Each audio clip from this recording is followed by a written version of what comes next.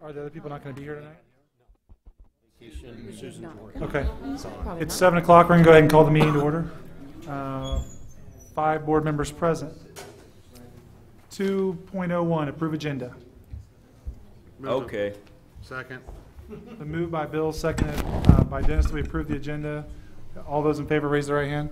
Opposed, same sign. Motion carries 6-0. Need to approve the consent agenda. So moved. Second. It's been moved by David, seconded by Dennis to approve the consent agenda. All those in favor, raise your right hand. Opposed, same sign. Motion carries 5-0.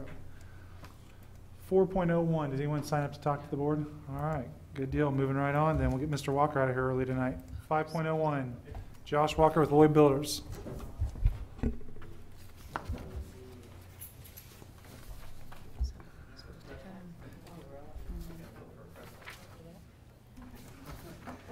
All right. Well, for those of you that don't know me, I'm Josh Walker. I'm the owner of Lloyd Builders. Give you a little information about us. We do a lot of school work across western Kansas. We've probably done 20 projects of various size and scope over the last 15 years. Dean had approached me about trying to alleviate some issues at Garfield, some additional cafeteria space, and potentially adding enough space to facilitate another section. So that's why I'm here tonight. So I'd like to just kind of go through the plan that we've proposed, talk about potential costs of that plan, and then discuss a little bit about the design build process, because that's again the project delivery method that we've proposed for those that don't or are not familiar with that process. And then I could talk a little bit about timeline or answer any questions you might have. Is there a way to get the plan up on the, or do you have it, or does everyone have it in front of them? We have it in front of us. All right, great. Okay. Basically two things. We came back to Dean and Richard with a couple of options, and this one is our favorite and certainly the most economical. The cafeteria expansion is pretty straightforward. Basically, we're just adding on some space out there. It sounds like the kitchen space is adequate, but we just need more serving area.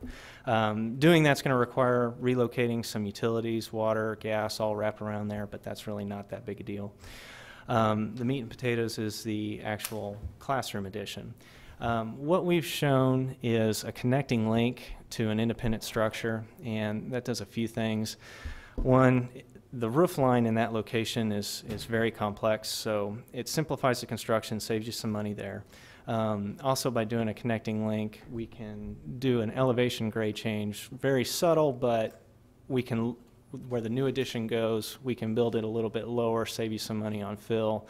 There's plenty of grade change through there, so it's not like it's a drainage issue. It'll actually make it fit better with the topography of the existing site.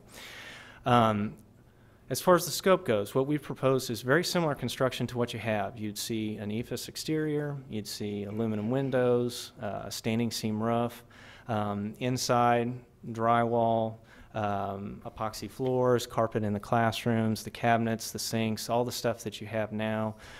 We typically do a couple of things a little bit differently. The bank of restrooms we always lay up in block. It's one of those things that it gets beat up so bad. You just need to do it from ongoing maintenance perspective. And then there's some other little things. We put lockers on bases. It makes it easier for the maintenance staff to clean the floors. We put the control joints in the floors underneath the walls on the either side of the hallway, so that when you look down the hallway, it's nice and clean. So all those types of things. But basically, I guess what I'm saying is I'm not proposing we build a pole barn. It's conventional construction. It's going to look like it belongs on the campus, and it's going to last a long time. The biggest question in scope, the biggest assumption that we've made, is that the existing boiler and chiller is big enough to handle this additional load.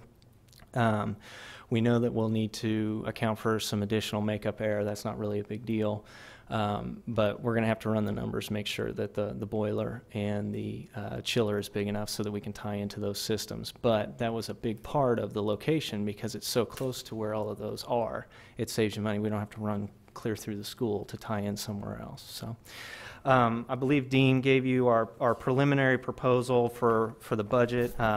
It's a touch over 1.8. That includes design services as well, which leads into the design-build discussion. For those that aren't familiar with the way design-build works, you enter into a contract with a single entity, the design builder, which in this case, if you choose to move forward and you choose to work with us, would be us. Then it's our responsibility to find the designers, and they work underneath our contracts. So you only have one contract to manage. What that does, and the benefit of that, is we have a much tighter control over the budget. We establish the budget. We tell the designers what to draw. It goes faster. They have less documents that they have to prepare, which in turn saves you money on the design fees as well. So there's a lot of positives there. I mean, I could get into all the minutia, and I certainly will if you have any other questions. But it's a very streamlined process, and ultimately it saves you guys some money. The other thing is that you still get competitive pricing on a project like this. You're going to see somewhere around 86–87% of the total construction costs bid out to subcontractors. That's all competitively bid. And in addition to getting the competitive pricing, it gives you some control over who those contractors are. Sometimes cheapest isn't always the best, but that gives you the latitude to decide where to spend your money. And ultimately, it is your money to choose where to go. So a little bit on timeline. Something like this, we're probably talking somewhere around like 3 months to go through the design process, get through the permitting and whatnot, and then we can go in to start construction. Again, construction is relatively simple. Probably the one question is there would be some phasing necessary, so it depends on what time of year we start. I mean, ultimately, it doesn't do me much good, or you much good, for me to give you a building in November. It really needs to coincide at the very least with a semester break, and probably ideally over the summer. So really the cafeteria we can't work on during the school year. We need to be able to do that during the summer. The addition, one of the benefits of the connecting link, is we can work on that very easily during the school period. So, a couple things I guess I would add is, because we've done this so much, we know all the things that are important in terms of keeping the student safety, maintaining those areas of egress, and then the conduct of the workers, especially when school's in session. No profane T-shirts, no cussing, that type of thing. So, but all of that stuff plays in there. So I think I ran through it quickly, but I think I hit the high points. Certainly available for any questions that you might have about what we proposed. Give me the timeline again.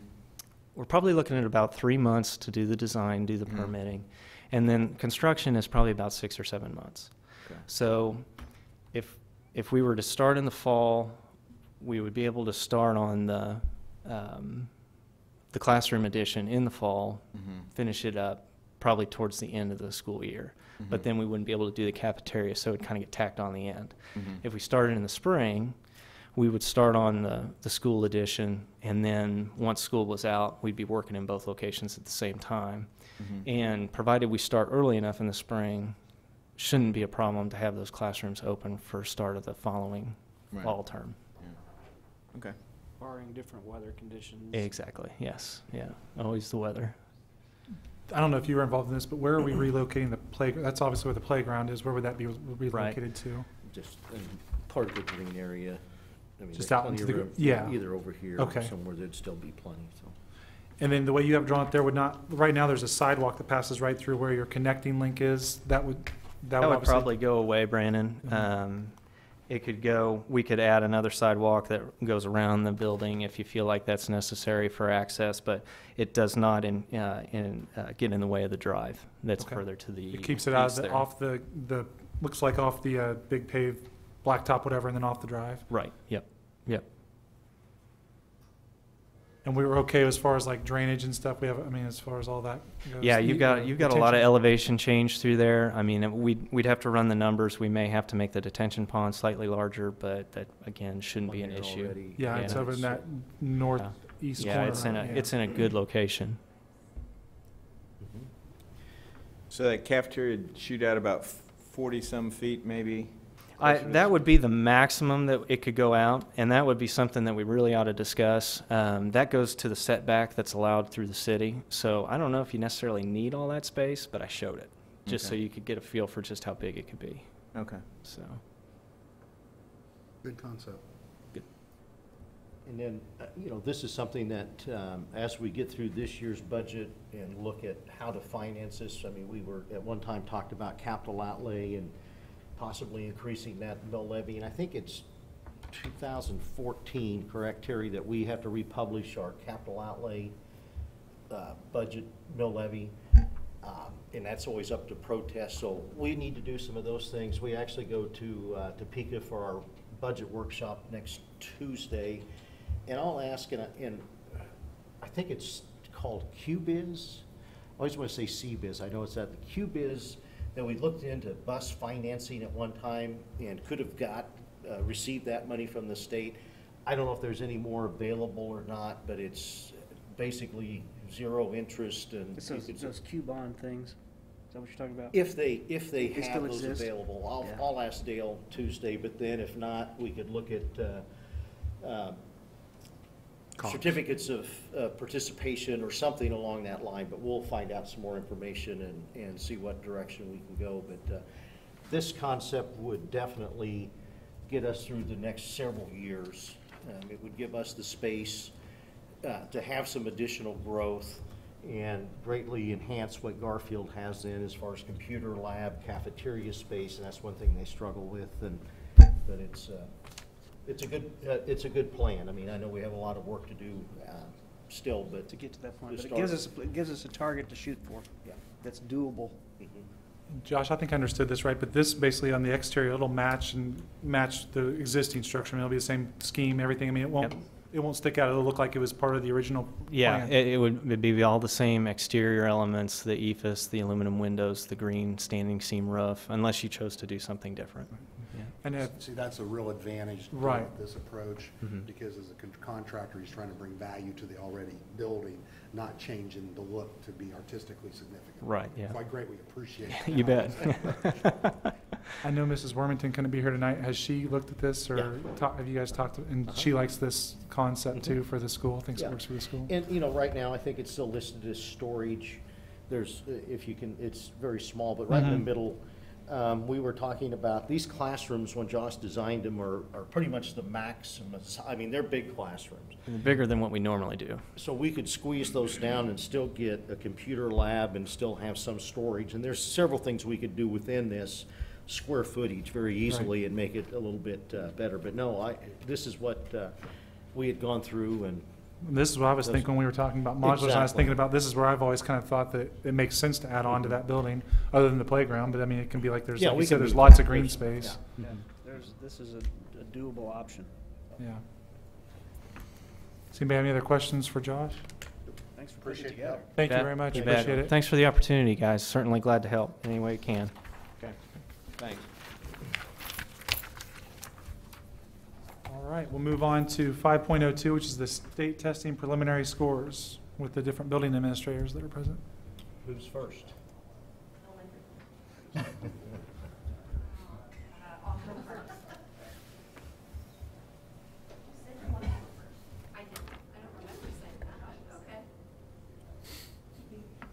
Well, I know that I have sent my AYP report as a copy to Dean, so hopefully you all have looked at that. Eugene Field. Eugene Field. Why can't it, there it is. Find it? Last year, our scores were such that we were on watch.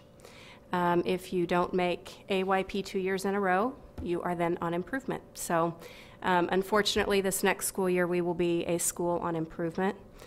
You can see the stats there. I won't go through all of those. But last year, we were on for reading. This year, we will be on for both reading and for math. After being there a year now, I felt like, in fairness to you, maybe what I should talk to you about are some things that, in looking to next year, some things I'd like to implement and kind of move forward with as we're on improvement. Some of the things that we've changed already this year in looking at the schedule for next year is we have made our core curriculum time, it was 75 minutes, like for math, and we've bumped that up to 90 minutes, so kids are in core curriculum for a longer period of time. Of course, we're going to be looking at fidelity to the curriculum yet again. I know that we've touched on that this year, but we've really touched on that in the area of reading and not as much in math. As an elementary, I know Josh and Amy and I have spoken. We are going to be kind of refocusing again on math. Some other things that we've done in looking at our schedule the last couple of years, at Eugene Field, kids have a little bit more specials time than others, more time for library and art and counseling and some things like that. And for next year, we are streamlining that a little bit, so kids are in their core classrooms for more minutes a day. I appreciate the opportunity to have another computer lab for next year. That was a real issue this year with trying to get in and get formatives done. I think that will help. Scheduling has been an issue with only having one computer lab and trying to fit all of those practice tests in. And then teachers, we will be working at the very beginning of the year to look at each standard, each tested standard, and they will be assigned per week a standard that has already been taught in core curriculum, and that they can give a formative on Monday, remediate as we see fit, make some small groups for that week, kind of do a post-test by the end of the week, keep track of that on a spreadsheet, which I've got ready for them, get that turned into me because I want to see proof that we've targeted some of those kids that are having some struggles and some difficulties. I know that Mr. Kraus and Mr. Catt and I have looked at some individual scores per teacher, and I'm going to try to utilize my academic coaches to come in and help support those teachers if they're needing some support with some core curriculum areas. I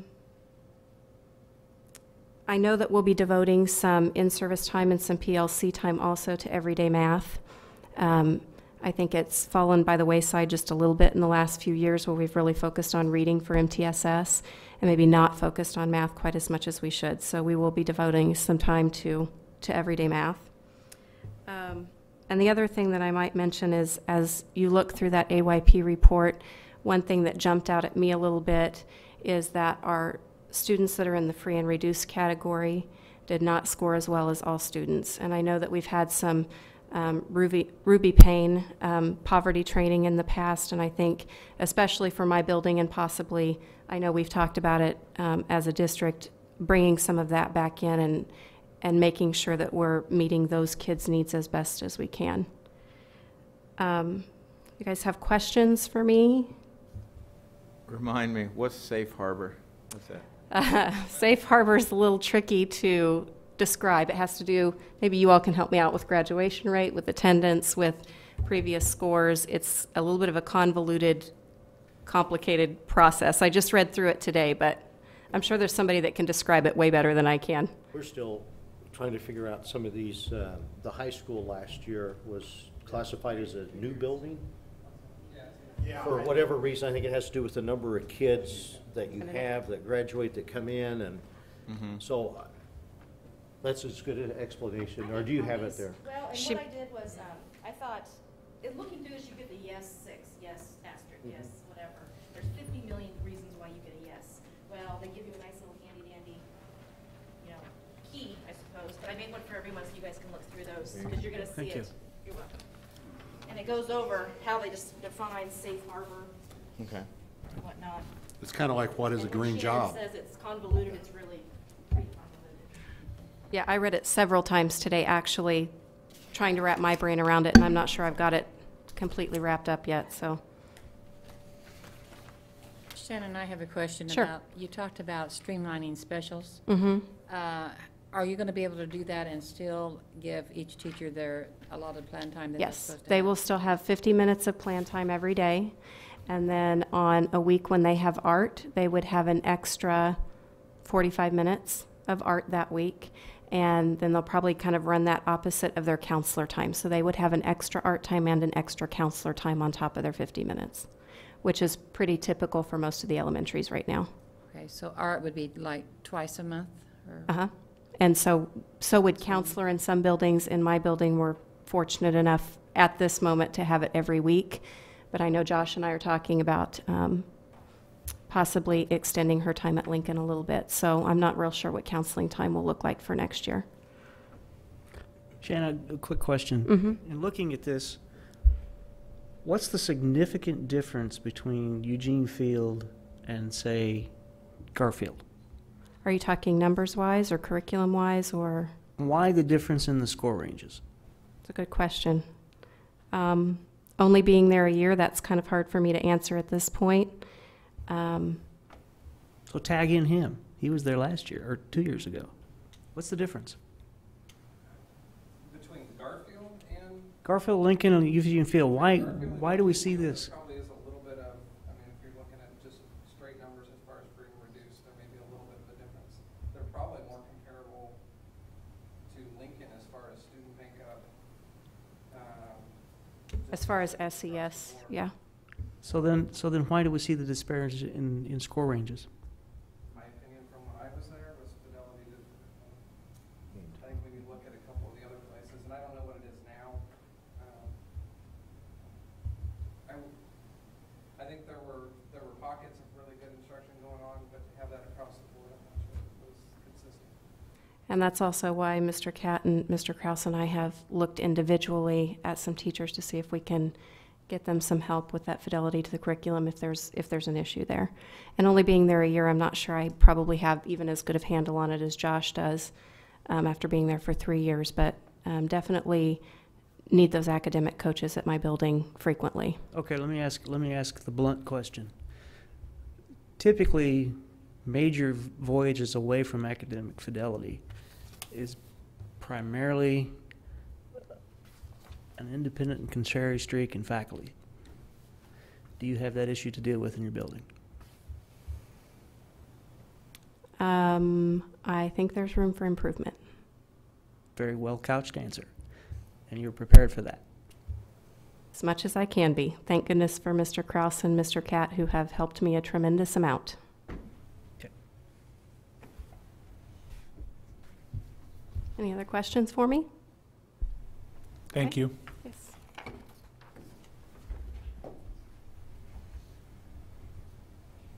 You pull up Garfield first. And I probably won't be able to answer a lot of your questions on Garfield, but Amy did, I know she put it in your packet, but she did want me to mention a couple things with regard to Garfield's scores.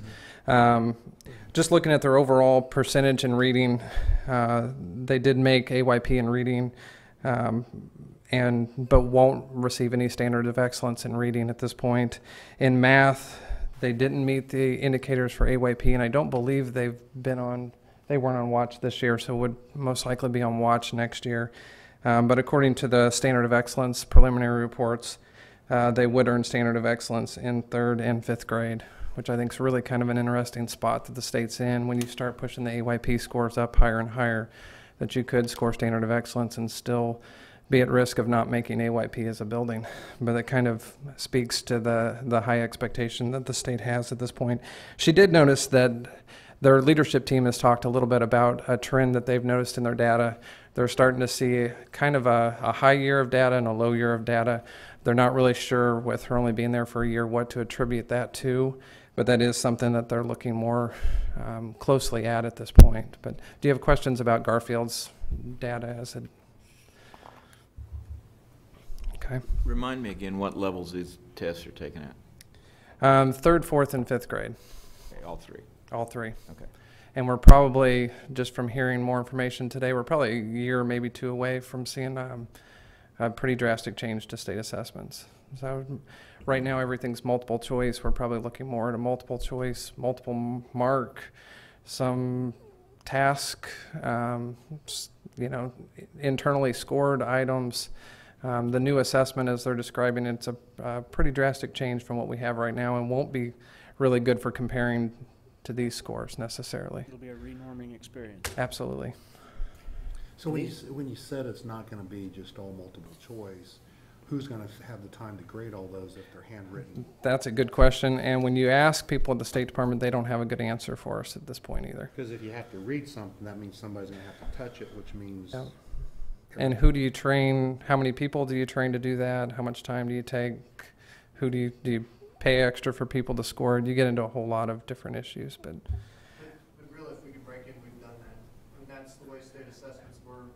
it's the way the writing assessment still is. More true. Yeah. So the math piece, and we had a writing piece as well that were graded by our staff and then sent off to the state for reviews. So, I'm not saying it was the best way to go, it does take a but long time. it's something that our staff has seen before, so if we see it again, it won't be reinventing the wheel. So we have some lessons learned that we could improve on that practice to make it And easier hope the is next with time. Common Core coming, the hope is that this assessment will be looking at the individual student and their growth, not so much the grade level and the way they, students are. It does sound like it's closer to where we'd like to see it, though, the new assessment. If it matches up with what we're being told or a lower level of test prep. It's supposed to align more with how we're teaching. It's supposed to be given more than once a year. It's supposed to look more at a growth model. But, we'll hold off to make any judgments until we actually see what it looks like when it comes out. Couldn't Andy, we if you just- could pull Lincoln's scores up. Couldn't we just make a whole lot of federal money if we just made the test a heck of a lot easier? It'd be fantastic, wouldn't it? Yeah. I mean, Arkansas did that. Yeah. Did you do a written summary like the two principals? I didn't see one from. I don't know if I have one that I've sent to you. I Okay. can send Oh, it's one not to the big. I board. just want to make sure I didn't miss it. No, didn't I see don't it. think I These are did. all preliminary scores. Right. These could change drastically. Yeah, honestly. sometimes they're changing daily, a Yeah. percent or So, two. But this is what we have. I knew Mrs. Warmington did one because she couldn't be here, and then I got one from Shanta. I just didn't know if you'd done one. I can send you one. Okay. working No, on it's not a grading. big deal. I was just. If wanted to you make take sure a I look missed at it. Lincoln scores, they're pretty comparable to what they have been the last couple years. We did make AYP in both reading and math. Congratulations. One of the exciting things, though, is looking at overall as a building, we will earn standard of excellence both in reading and math. And, the state had just dropped their AYP targets. One of the neat things to share with our staff is we would have been right at making AYP even with the old targets, which is a really good thing for Lincoln Elementary and for our students. The other thing I would highlight both in reading and math at 5th grade, we ended up with 50% of our students on both assessments in the exemplary category. And our 3rd grade in math is going to be really close. They're at 46% in exemplary. So we should earn individual standard of excellence in 5th grade reading as a building in reading, and then at all grade levels in math, and then as a building in math. So we did see a slight drop in our reading scores this year, about 1.5%, and I don't know yet until we look a little bit closer at the data if that's attributed to new curriculum implementation, if we're seeing a dip there, or if it's just we have a fairly high need 4th grade population right now. Good group of kids, but from a academic standpoint, a pretty diverse group that we're doing a lot of different things. But I am noticing kind of a trend in their scores being a little bit lower than our other grade levels at Lincoln. But as a whole, very excited with where our scores are. But I think the even more exciting part is I think our leadership team still sees opportunities for places we can improve what we're doing. So do you have questions for me as it pertains to Lincoln? No, but it's encouraging to see that the difference between the free and reduced kids and the normal kids, whatever, is less. Yeah. And of course, we'd like to see that the same, but Well, and I think the other thing to keep in mind, when I talk specifically that 4th grade group of students, you're talking a group with, I think 6 or 7 that would have been in our life skills program a couple years ago that are now more included where it's appropriate for them to be in. I think we only had 2 of those who actually took a full alternate assessment this year, but we're still seeing those that we've moved even to other assessments that are being successful with what they're getting in the classroom. I think a lot of that's attributed to MTSS, and not just the interventions we're providing, but kind of the mindset that comes with providing instruction for all students. So our teachers have really bought into that piece. so you're leaving no child behind, is that correct? We're close. I don't know if that's ever fully possible, but we're doing the best we can. Oh, GW's giggling.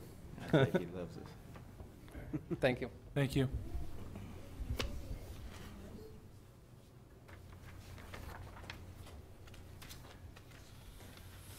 AYP LMS. I'm just going to assume he made that high when he left, and I'll just bring it back to where it was before he walked away. All right.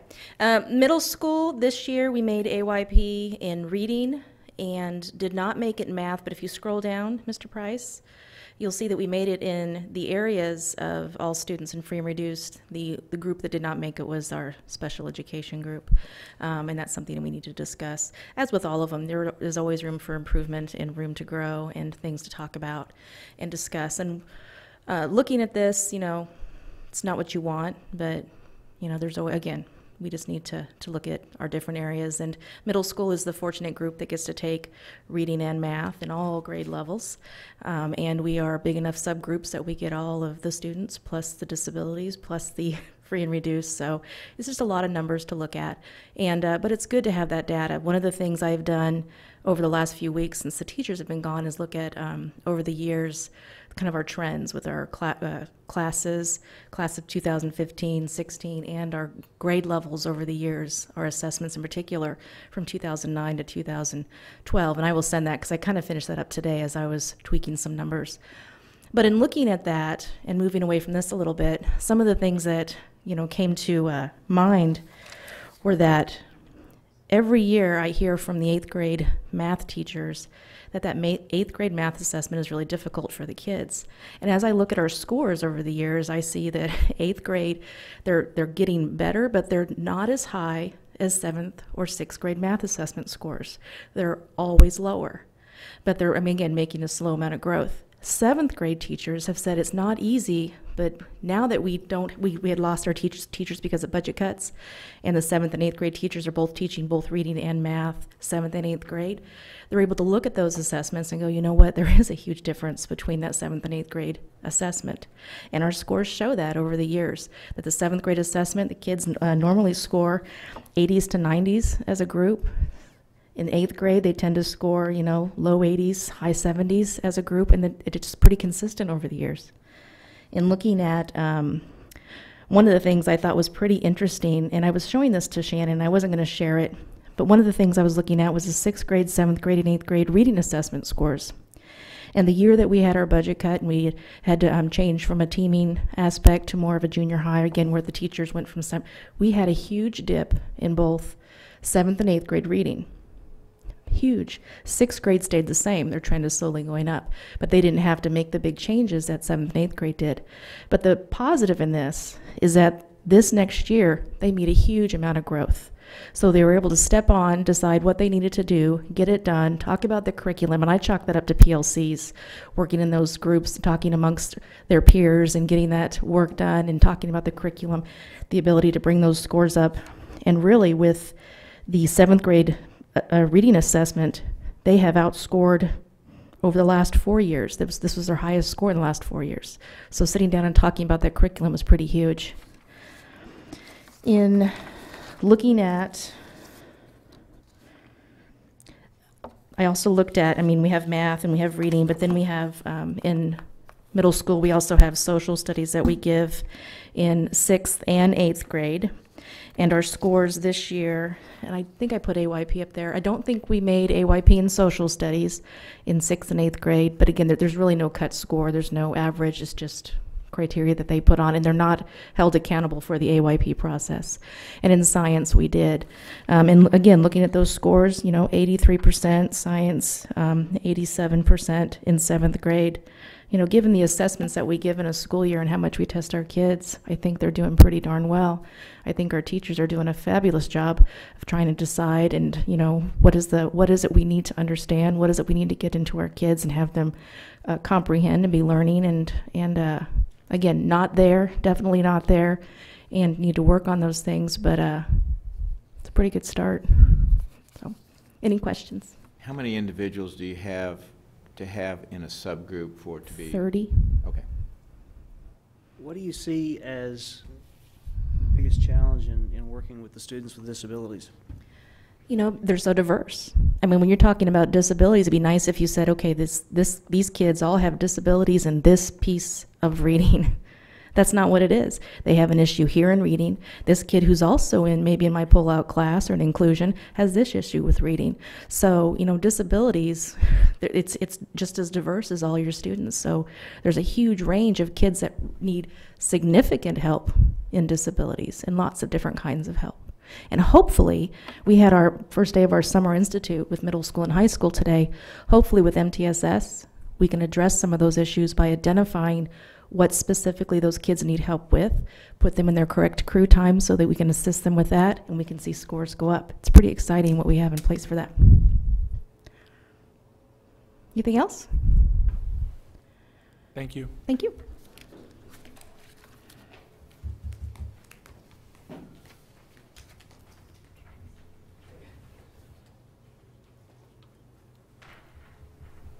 Good evening. I apologize for my attire. I've been coaching my son's t-ball team today. I saw Brandon out there sweating with me. So once again, I apologize. Our scores, there are some positives and there are some negatives to our score. One, we met AYP in the area of reading at nearly 90%. We did not meet AYP in math at about 80.6%.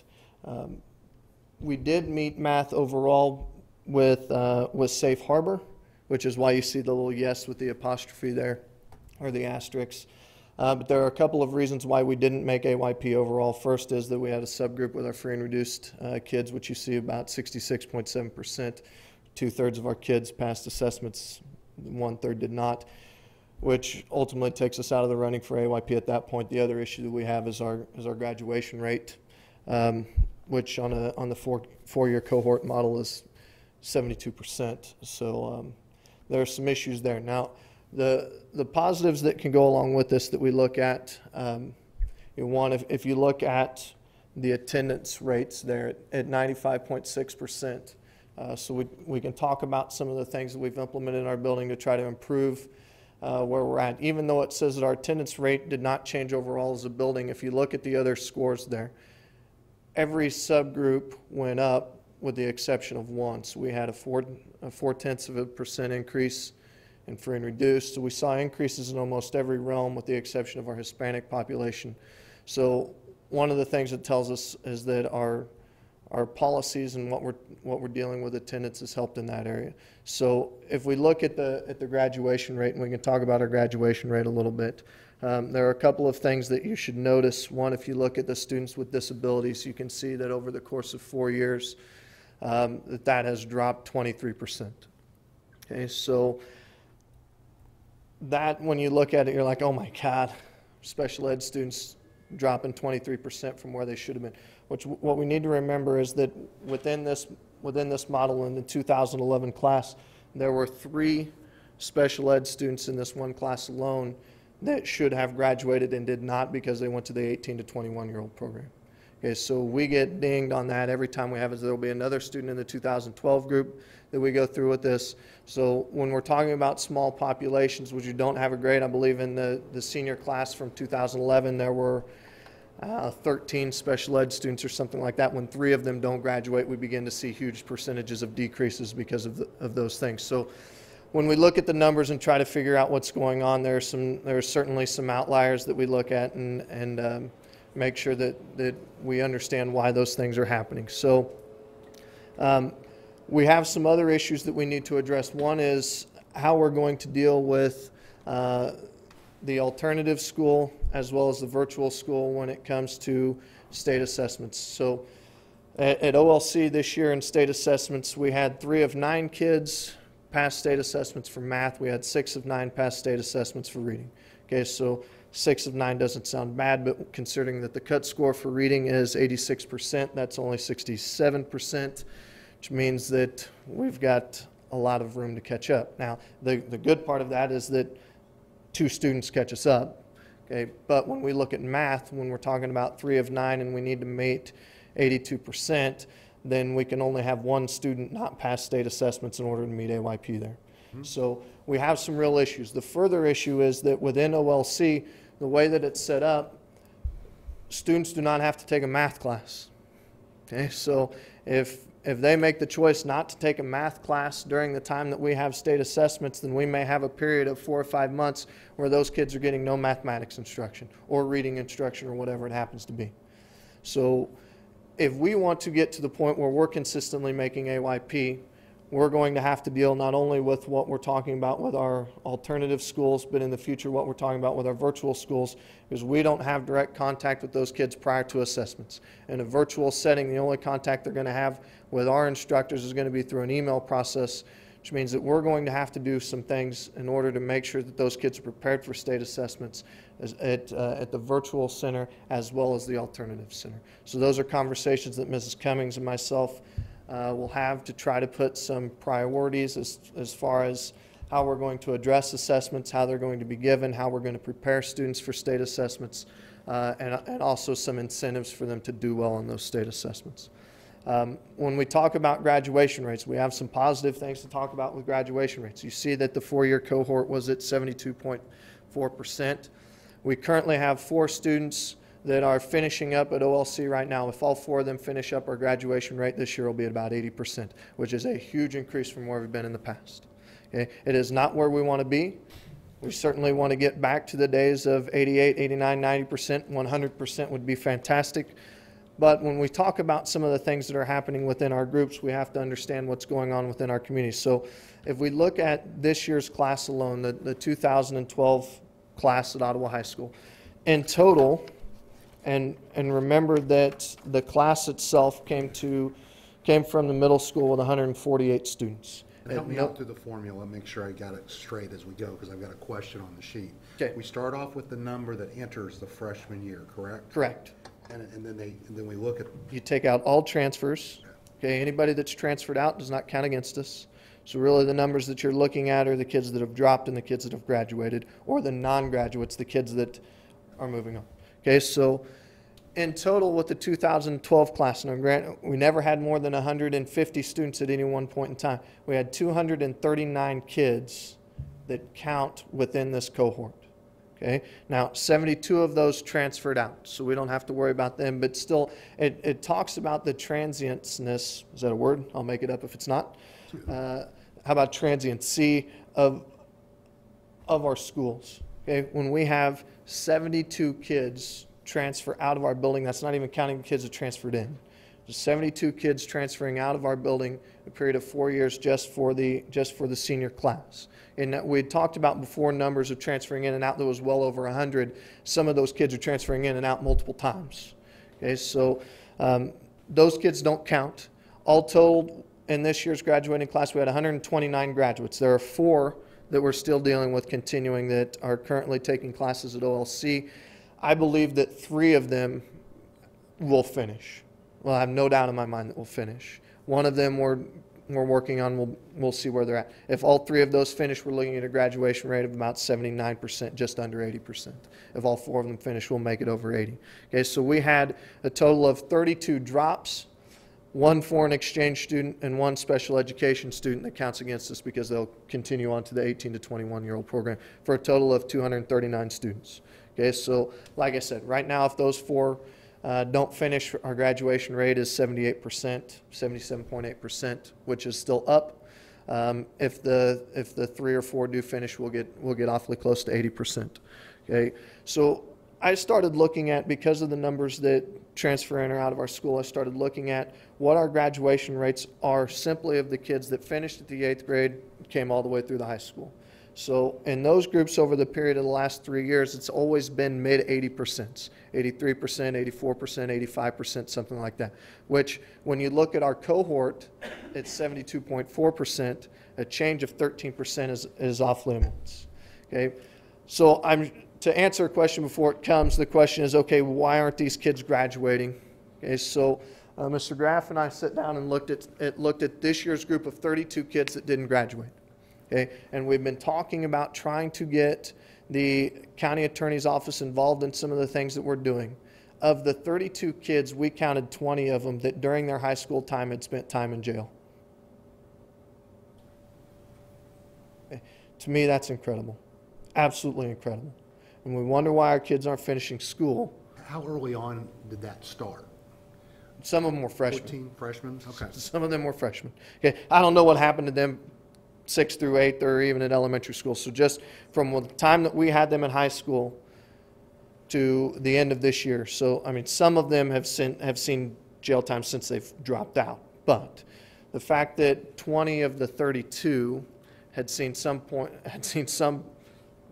the view behind the bars speaks volumes as to the types of kids that we were dealing with there. So that's what we're looking at. I'm not real pleased with our AYP scores, but there are some things that we're doing in the future to make sure that they improve. The first is that the MTSS process will provide us a time of 30 minutes in the classroom where we can target those kids individually. So because our MTSS process this year will just be dealing with the freshmen, what we will do is the opportunity to learn kids, which are the kids that didn't pass state assessments their sophomore year.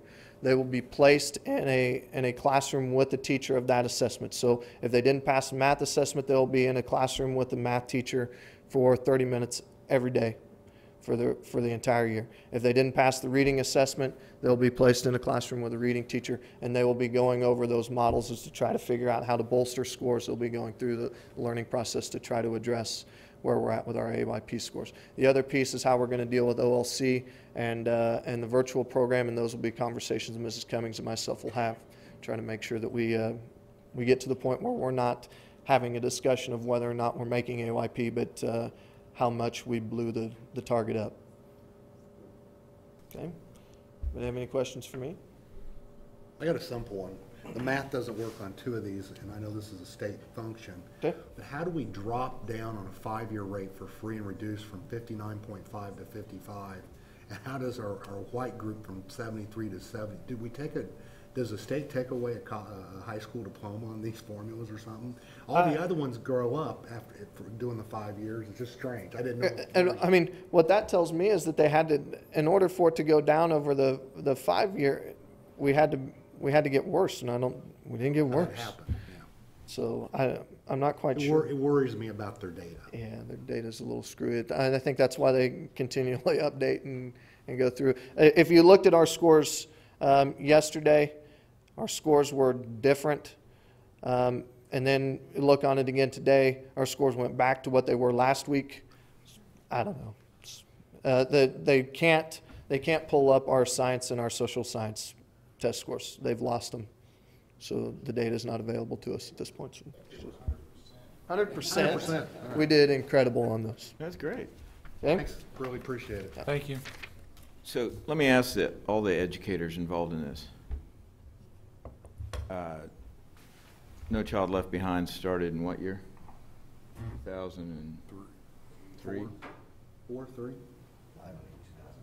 Two. Tell me about the 2002, state of education today compared to 2002. I'm gonna say that there's nothing wrong with holding people accountable and saying that our kids need to improve, but you have to be realistic. And I think that's what it really has done. It's made the educators in the building that I'm at really look at, you know what, this makes sense, however, for this kid not so much, for that kid not so much. And it really started that conversation where the growth model came out. That's where it came from, was the educators in, various states saying, you know what, this is right, but it's not right because it's not focusing on this. So it really has started some really good discussion. Do I hate it? It's not my favorite thing, but you know what, it holds you accountable and makes you strive to do better. I can't say I hate something that makes us want to do better and try to do that. To be honest with you, I think it's really aligned with what we've done. And when we start looking at the things that we do, we make sure that every one of our instructors is doing the same things. They have autonomy in their classrooms to do what they choose to do, but we don't have an American history teacher teaching something completely different than their neighbor in the hallway, which we had prior to this. I mean, those things are happening. Some of the things that you hear people say is that it's dumbing down the curriculum and we're teaching to the lower and not the higher. I disagree with that. I think that there are ways that you can point that out and say that that's happening. But if you look back 15 years ago, I don't think that as educators we were saying, oh man, this kid's really smart, so we have to give them a different assignment and really excel them to the top. I don't think those things were happening, but what we do have in our schools now is certainly a much higher opportunities for students to excel as far as the type of curriculum we're teaching. We have calculus in our building now. And yeah, we had calculus 10 years ago, but it's not the calculus that we're teaching now. We have some pretty high expectations of what we're doing. We're going to have Chem 2 in our building for the first time next year. We've got physics in our building. These are things that are head and shoulders above the types of classes that we were teaching before. So to say that we're teaching towards the lower end, maybe when we talk about assessments, just to try to get kids to meet standards, but when you look at our scores overall, of the number of kids that are exceed standards or exemplary, we've got a lot of kids that are meeting those marks as well. How long ago did you start using the term fidelity? What, about 3 years ago, probably? Are you asking him a personal question, or what are you? I'm talking about as educators in district, how long ago did you start using the term fidelity when it comes to common instruction? I think 3 years ago. Almost 4. Maybe 4. And how much of that actually occurred before you started focusing on that term? Not a lot. PLCs have a lot to do with that and how we can make sure that this is the curriculum that we're teaching. This is what it's supposed to look like. You need to make sure that you're doing it this way. And we've got teachers talking about common assessments in their classrooms so that we know that every kid that's going to take a test in Algebra 1 is going to cover the same things. It's going to look the same. It may have different questions so we don't have kids passing questions back and forth. But I mean, for the first time as far as I've been in education, I see teachers really working together to try to do the right thing to make sure that an algebra class is an algebra class. And even between buildings. I mean, we've had more conversations between Ottawa High School and Ottawa Middle School in the last year than we've had in the past 10 years probably. So, you know, fidelity, in my opinion, fidelity is one of those words that people just jump in and out. But what it really comes down to is our teachers and our administrators and our district as a whole have made a conscious effort to say, this is the way that it's going to be done. You can't do it the way that you want to do it anymore. This is the way that it has to be done, and hold them accountable to do it. And the pressure from each other. I mean, the conversation within PLCs is, you know what, I'm covering this, this, and that, and look at how my kids are doing, or look at how my kids are. And the conversation is, my kids didn't do so great here. What are you doing that I didn't do? Well, I'm doing this at this time, or that at this time. And so those conversations are happening. Our teachers, and this I can speak to, you know, K-12, they're talking about the Common Core. Our teachers have already talked about mapping out math, and our math department is above and beyond. I think they can probably go and train other districts on being prepared for the math Common Core coming, because they are just on it. And then language arts doing the same thing. What is our curriculum map going to look like? How is it going to look from 6 to 12? And how are we going to train, you know, move those kids from middle school to high school and from elementary to middle school? And again, Common Core is out there. It's a scary word, but you talk about no child left behind. When the standards came, it was like, oh, they'll go away. Oh, they'll go away. They didn't go away. Well, at this point, everyone's going, you know what? The Common Core is coming. We're going to get ready for it. We're not going to make excuses. And if it did nothing else, No Child Left Behind created that legacy. Yeah.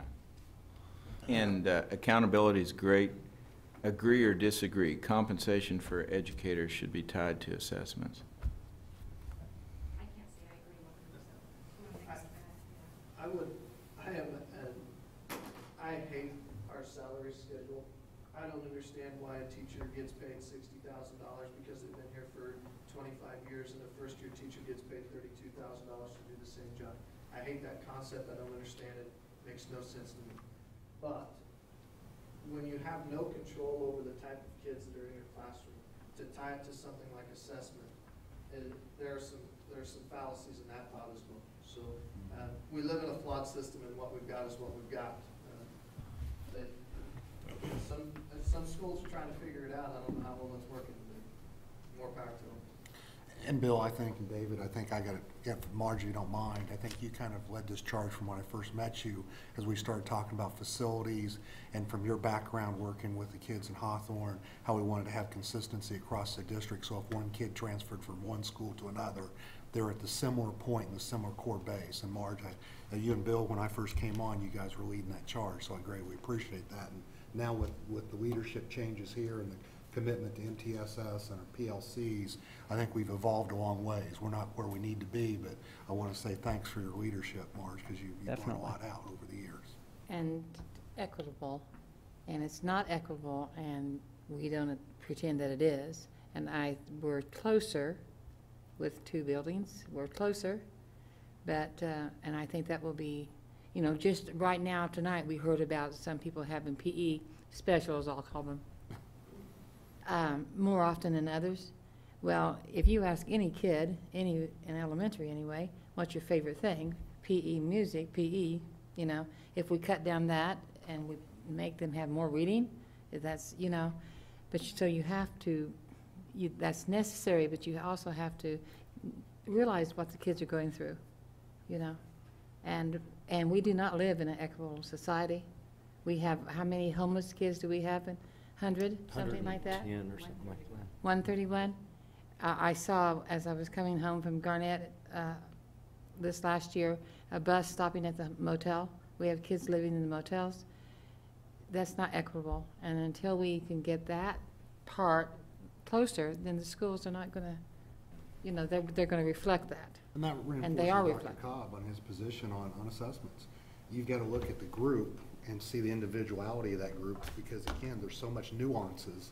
If they're living out of a hotel, that puts them in a difficulty to perform at a high level in tests. So, points well taken. If I could say one more thing, and this is just for Doug over there, so that I don't get quoted in the paper or something wrong. I believe I said that 20 students had been put in jail. I don't know whether they went to jail or not. I should have said had been arrested. So They've had personal relationships with a person from the that's legal right. They system. got to know the backseat of a cop car. Whether they went to jail or not, I have no idea what the judge decided to do with them. See, I think our day school concept, though, is going to help that immensely. Yes. So, Yep, I think there's a that- lot of stuff going on, I think, to make a difference in the next couple of years. I had a couple questions. I know this is still really preliminary data and stuff, but how do we compare to, like, if we looked at like other districts that are similar? I mean, like, I always thought it was kind of funny that by 2014, here in just 2 years, every school in the state is supposed to be at 100%. That's not going to happen. Every single school in the state is going to be on improvement. So we're slowly seeing more and more of our programs go on improvement. Are other school districts, I mean, have you, Oh, yeah. is this happening to them too? It's not like Ottawa is doing a poor job compared to Paola or DeSoto or Eudora. You can click on, if you get online to the KSDE site, you can click on similar schools and Mhm. it'll show you all that data. It'll actually compare you. And that's why I But, assume that eventually that the numbers they want are going to outpace everyone. And I think, was this a conversation Josh and I had driving up to Eudora today about, you look and see, and we're very aware of this and do all the security trainings and those things when teachers give assessments and administrators, everyone, and you're seeing more and more schools being investigated and administrators and people being fired for Cheating on the cheating assessments. on the assessments. And if you look at districts that have been 100% for year after year after year after year, and it does raise a red flag. I'm not going to say that they're cheating, but they're looking at that and they are finding a lot of discrepancies. We were laughing about the green and red M&M, that a teacher would give them a red M&M if the answer was wrong and a green one if it was right on the state assessment. Wow. Not here, but those are the things that happen that, yeah. And it, Well, my other question was, now that Eugene feel we have another school that's going on improvement, do we have to bring KL in again for that, or are they done with that? They have gone through on-watch training. Carmen and Shannon both went through that. Everything we hear from Greenbush with the changes to the Common Core, the way everything's gonna change, we're kind of in a holding. That's kind of what I figured, because right now there's not enough resources at KLN because of all the schools that are going to be going on it, We were right? just there today. That's why I thought it was funny a couple of years ago when they were doing. making Yeah, us we go were through just all- up there today doing our meeting with well, how many more people are there now than what there had been? I mean, it's a big group, and that's the first thing they say. We don't have enough resources to do this. So Right. we were talking, I think Greenbush and some of the service centers are going to pick up that and provide services. It won't be like KLN was, and they did a lot of good things for us. Right. But we're beyond that now, and they're focused on the schools that have just started, and some of the conversations we had or listened to were, I mean, we're so far ahead of that. It was, I don't want to say a waste of time, but we didn't get a whole lot out of today's meeting, but. No. Okay. Thank you. Is that all on this topic? Ready to move on? Okay. All right, 5.03, Director of Operations and Facilities, Richard Smith. Wake him up. Huh. Richard, did you make AYP?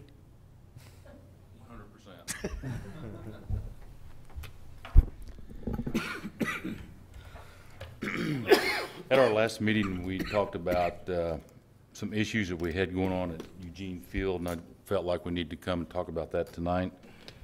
I'm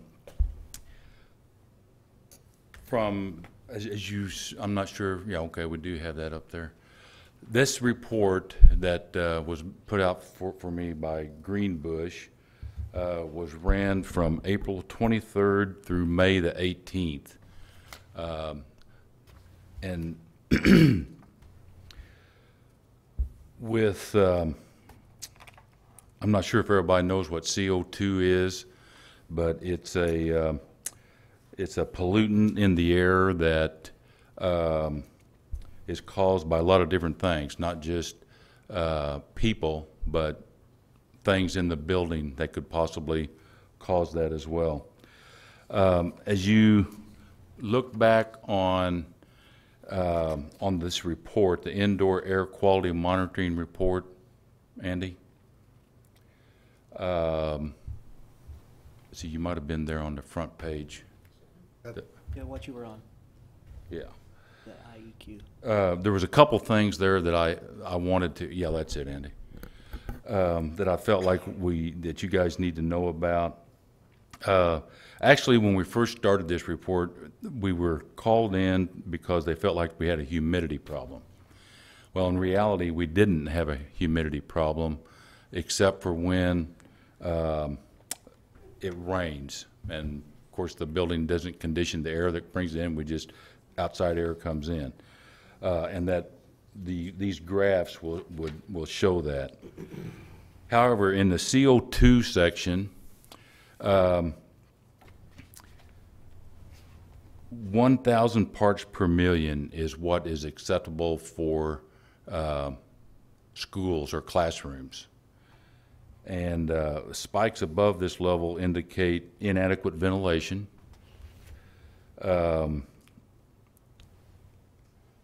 In our graphs, we'll show that on that first or second page where it says, it's actually our third page. Let's see, that's not it. Temperature, it says CO2 at the bottom, Andy. There you go. This graph, and you guys may have it on your computer, it very much shows how the classrooms at Eugene Field are. Like I said, 1,000 is acceptable. We start the day out at Eugene Field at around 500, which normally in the state of Kansas in this area, the outside air is at 380. So we already start with the school a little bit, have some pollution there. But then the graph shows during the day how much it spikes. And it spikes up as high as 2,500 throughout the day. And you can see, like on weekends when the building's empty, where it's at, and then each day, when the day starts, how it builds, and then when they go to recess or if they're out of the room for some reason, then that goes down that night, and then the next day, those spikes there at room 110 and 113, where it shows those dates are April 30, May 1, May 2nd, May 3rd, May 4th, and they all spiked right up at 2,500. So there is an issue there. The humidity normally runs fairly well. We did have a couple days on the first part of May. That week we had, that's the week that we had 3 inches of rain, believe it or not. But that humidity spiked up at that point. The rest of the time it was within the scope of acceptance. I had, just for budgetary purposes, to kind of let you know where we're at on this thing, I had Comfort Heating and Air, which does some of our PM workforce, put together a budgetary number only. And These numbers, he told me, when I got this report on May 25th, I asked Dean if we needed to get some pricing so we could kind of get our head start on this thing. It's this process of doing the ventilation at the building is going to be an 8 to 9 week process. And it can't be done during school. It's going to have to be done before school gets back in session. So it's kind of a critical thing to either do or not do. Comfort heating and cooling came up with we had an engineer come in and they gave us a day of free engineering fees to kind of help design what it's going to take to do this. We've come up with the units that it's going to take to do it. It's going to take some new electrical service to be put into the building to handle the extra load of power. Those are the engineering fees, a little bit of roofing, the piping, and then, of course, the labor to install it all. These numbers, he told me, were very conservative. He said they possibly will be less than this. But until we actually get it bid out, that's the number I've got to present to you. It's 362. Have you wrote a spec and talked to like Adamson and some others so they can turn it quick? 'Cause if you want to by the 25th, we're going to have to, because we just can't issue this to them. We're going to have to bid it. So. I understand. That's what I was wondering. If is that what you want? Is to write specs and to send out? I mean, the engineering people are going to design it, and they said they would take them a couple, 2 or 3 days to get those written up so I can get them out. And you want to put them out for bid? Is that what we want to do? I mean, we can't negotiate. Can we negotiate a $365,000 purchase, or do we have to bid? I don't think we can, but we were trying to get, and I don't know if you got a hold of him this afternoon, Richard, after we talked. I did not. Trying to get another opinion, another guy to come in and see. We need to make a decision by the next board meeting, which is 2 weeks. Mm-hmm. So, I mean, it's on a fast track. Let me ask you a question, Richard. Give me the dumb guy's version of what it is you're going to be doing in the buildings to make the CO2 problem go away. This isn't heating and cooling, right? We're not No. adding, this is just air exchange? This is putting fresh air back into the building, conditioned fresh air, not just So, yeah, 0 degrees and we got CO2 that's running 2,500 and try to blow in some air. This is air that's been brought in, it's heated or cool. or cooled in the fall and summer. So this is a heating and cooling system that we're It's a looking at. ventilation, not heating and cooling. So we'll take out the window airs. No. This is just ventilation. Heating or the HVAC or air conditioning will not bring in enough air to. But could we use the same ductworks for a regular central air system? Because you're putting ductwork. I haven't seen the design, so I'm Well, envisioning you're we dumping air have into- found ductwork in each room that goes all the way up, and then through a chase. So, and that was just that's how they transferred air years ago. But there was no fans, there was no exhaust fans, there was no input to it. It was just this air is going to go out hopefully through this vent and out in the hallway or up through the ductwork. So we're going to use the existing some of those chases and put exhaust fans on the roof to and the conditioned the conditioned air system for the air coming in. But it is not going to be, it won't heat and cool. It's just for the fresh air, so we don't bring in 0 or bring in 90-degree air. So it does, I guess, I mean, it does some. I mean, it'll do some, but it's not a regular HVAC system. but if we change that, the ductwork and all the work they're doing on this, could it work as a HVAC, a true heating and cooling system, or would you have No. to go in No, and still spend another $300,000 to put, the HVAC in. well, how much would it be to do an HVAC system? Just the HVAC, I mean, it'd run anywhere from $350 to $550, depending on what kind of efficiency system we want to put in. But that would take care of the air transfer also, wouldn't it? No, it will not. It will not bring in enough air. If you put a new system in. Right. This is strict, just like our high school, we've got a ventilation system, and then we've got our heating, HVAC system. And one of them brings in fresh air from outside, and the other is a chiller or a boiler. Aye. I misunderstood earlier, so. Richard, I have a couple of questions. The windows are beautiful, but I'm finding out, and I didn't know this until just recently. I'll ask it as a question. Is there a way to open any of those windows? Yeah, we could put operating windows in there. No. Right now, can we go open a window?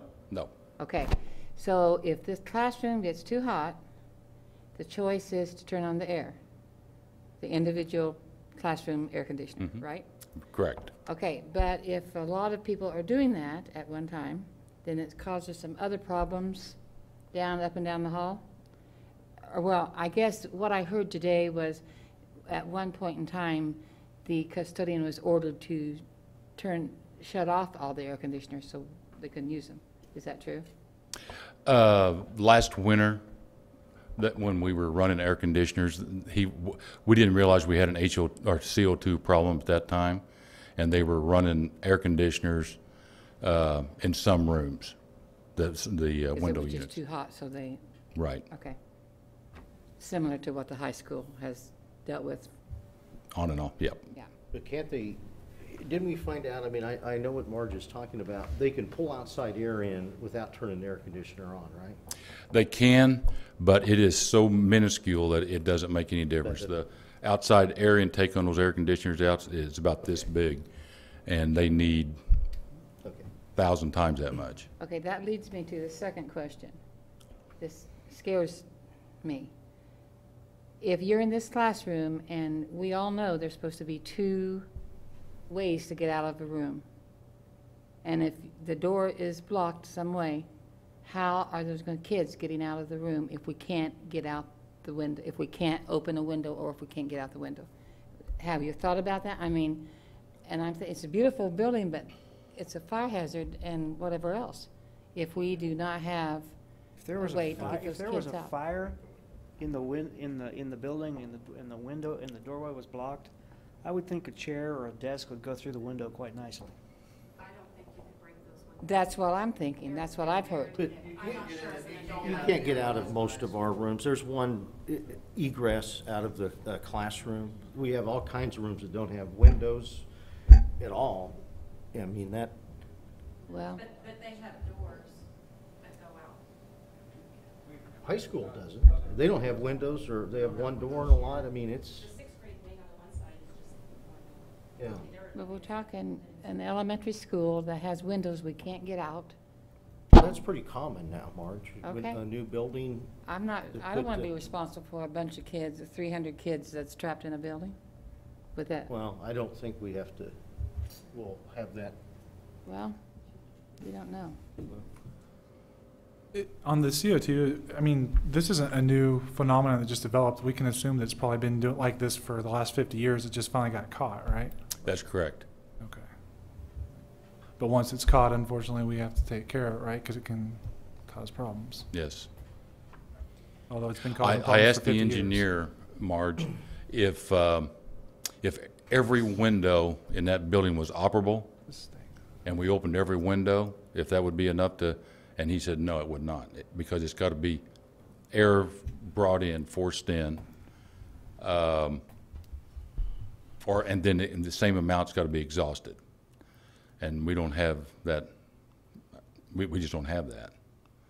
So, Not to bring up a sore point, but have we tested the other schools too? We tested Lincoln or Garfield?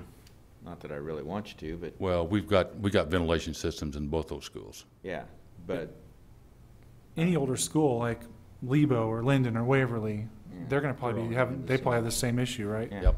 There's, I can't remember Dan Stevens from Greenbush was the guy.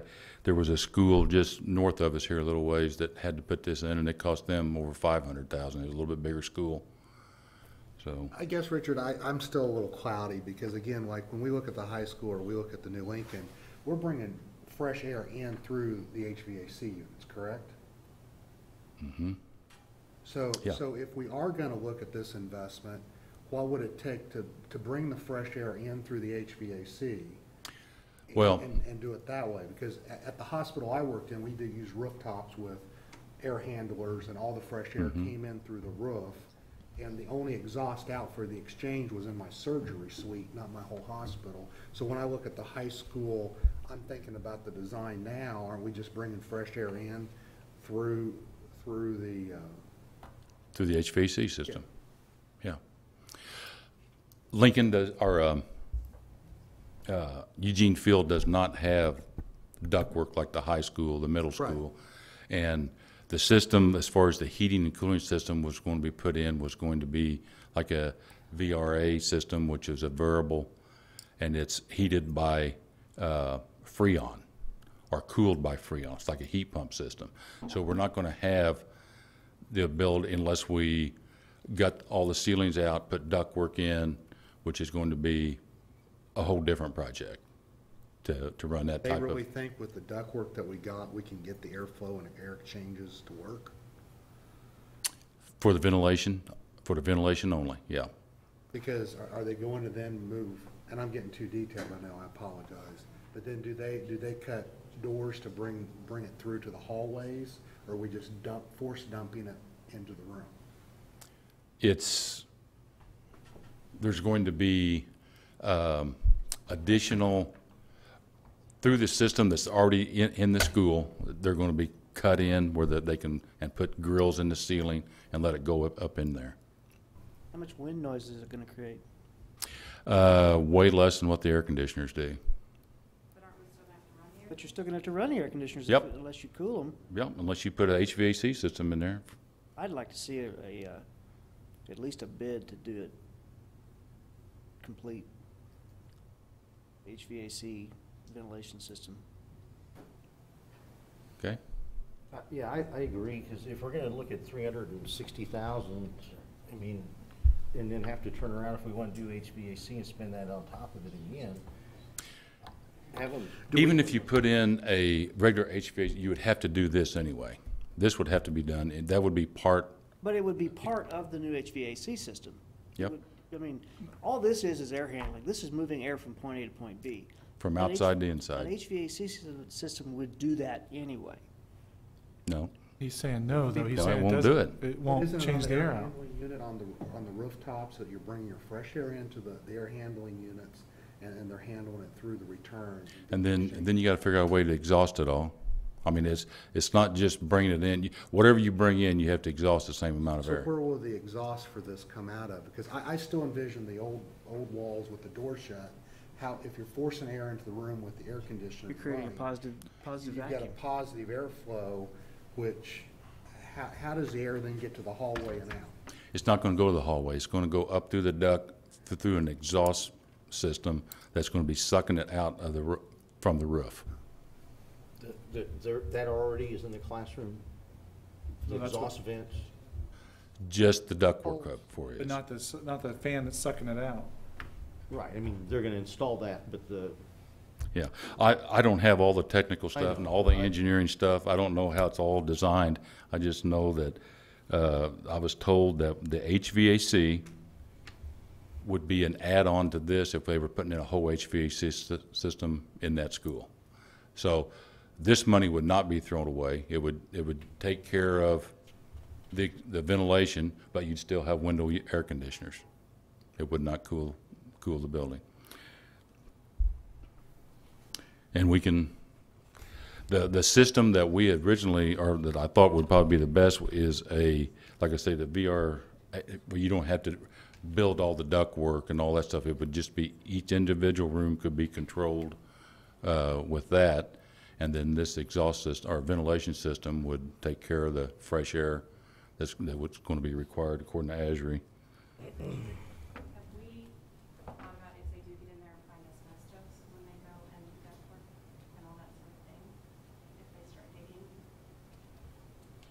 I'm sure there's asbestos in that building, yeah. But I mean, I know, the ductwork is enclosed, and we're not redoing that part of it. So,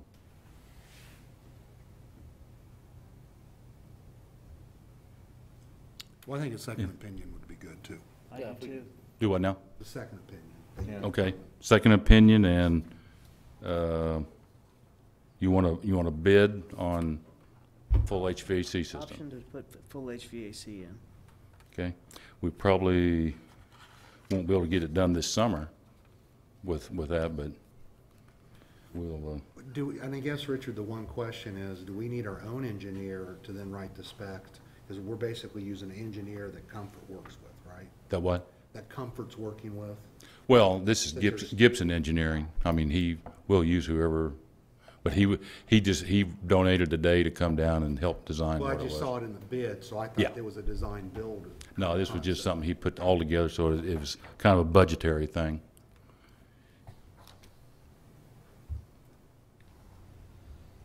Okay? All right, thank you.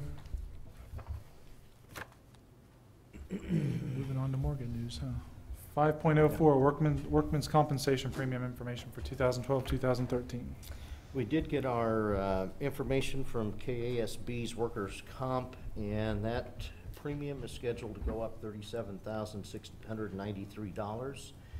Our mod factor went up 1.25 to 1.37. We were looking at getting some other quotes and found out that we're basically uninsurable with a mod factor of 1.37. So it'll be on the board agenda the next meeting to approve KASB workers' comp insurance for the premium of $201,348. I have several workers' comp claims out. I think we do have a couple big ones coming off. Hopefully that mod factor will start to go down. We just need to continue doing training and make all our workers aware of the ramifications when they have do things that are going to cause a work-related injury, that this is what happens. I want to ask it's huge. I want to ask a question. In terms of the workman's comp claims that we've experienced over the last 2 to 3 years, can you identify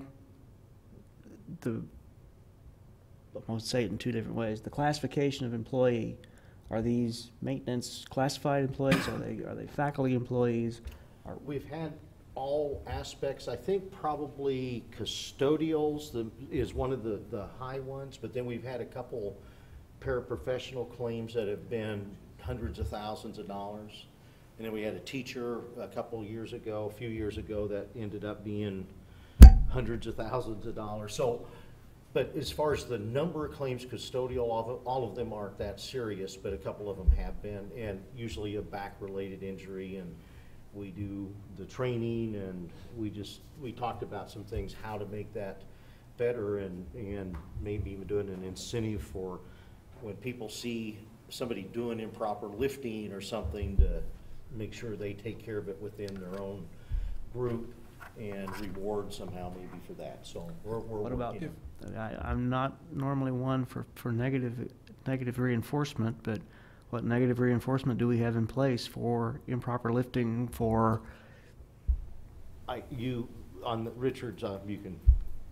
In our department, if they're injured, of course, we have safety meetings once a month. Mm-hmm. And they have a sign-up sheet where they sign up, and we go through those very carefully every morning. We talk about safety, we talk about how much you go home as long as you came to work, type thing. But if they hurt themselves doing something that we've talked about in our safety meetings, then it's a write-up. Okay. Write them up. And as far as maintenance and grounds, we haven't had any work comp claims since I've been here. The custodial care has been, we have had several for a lot of different, I want to say poor excuses, but they're there.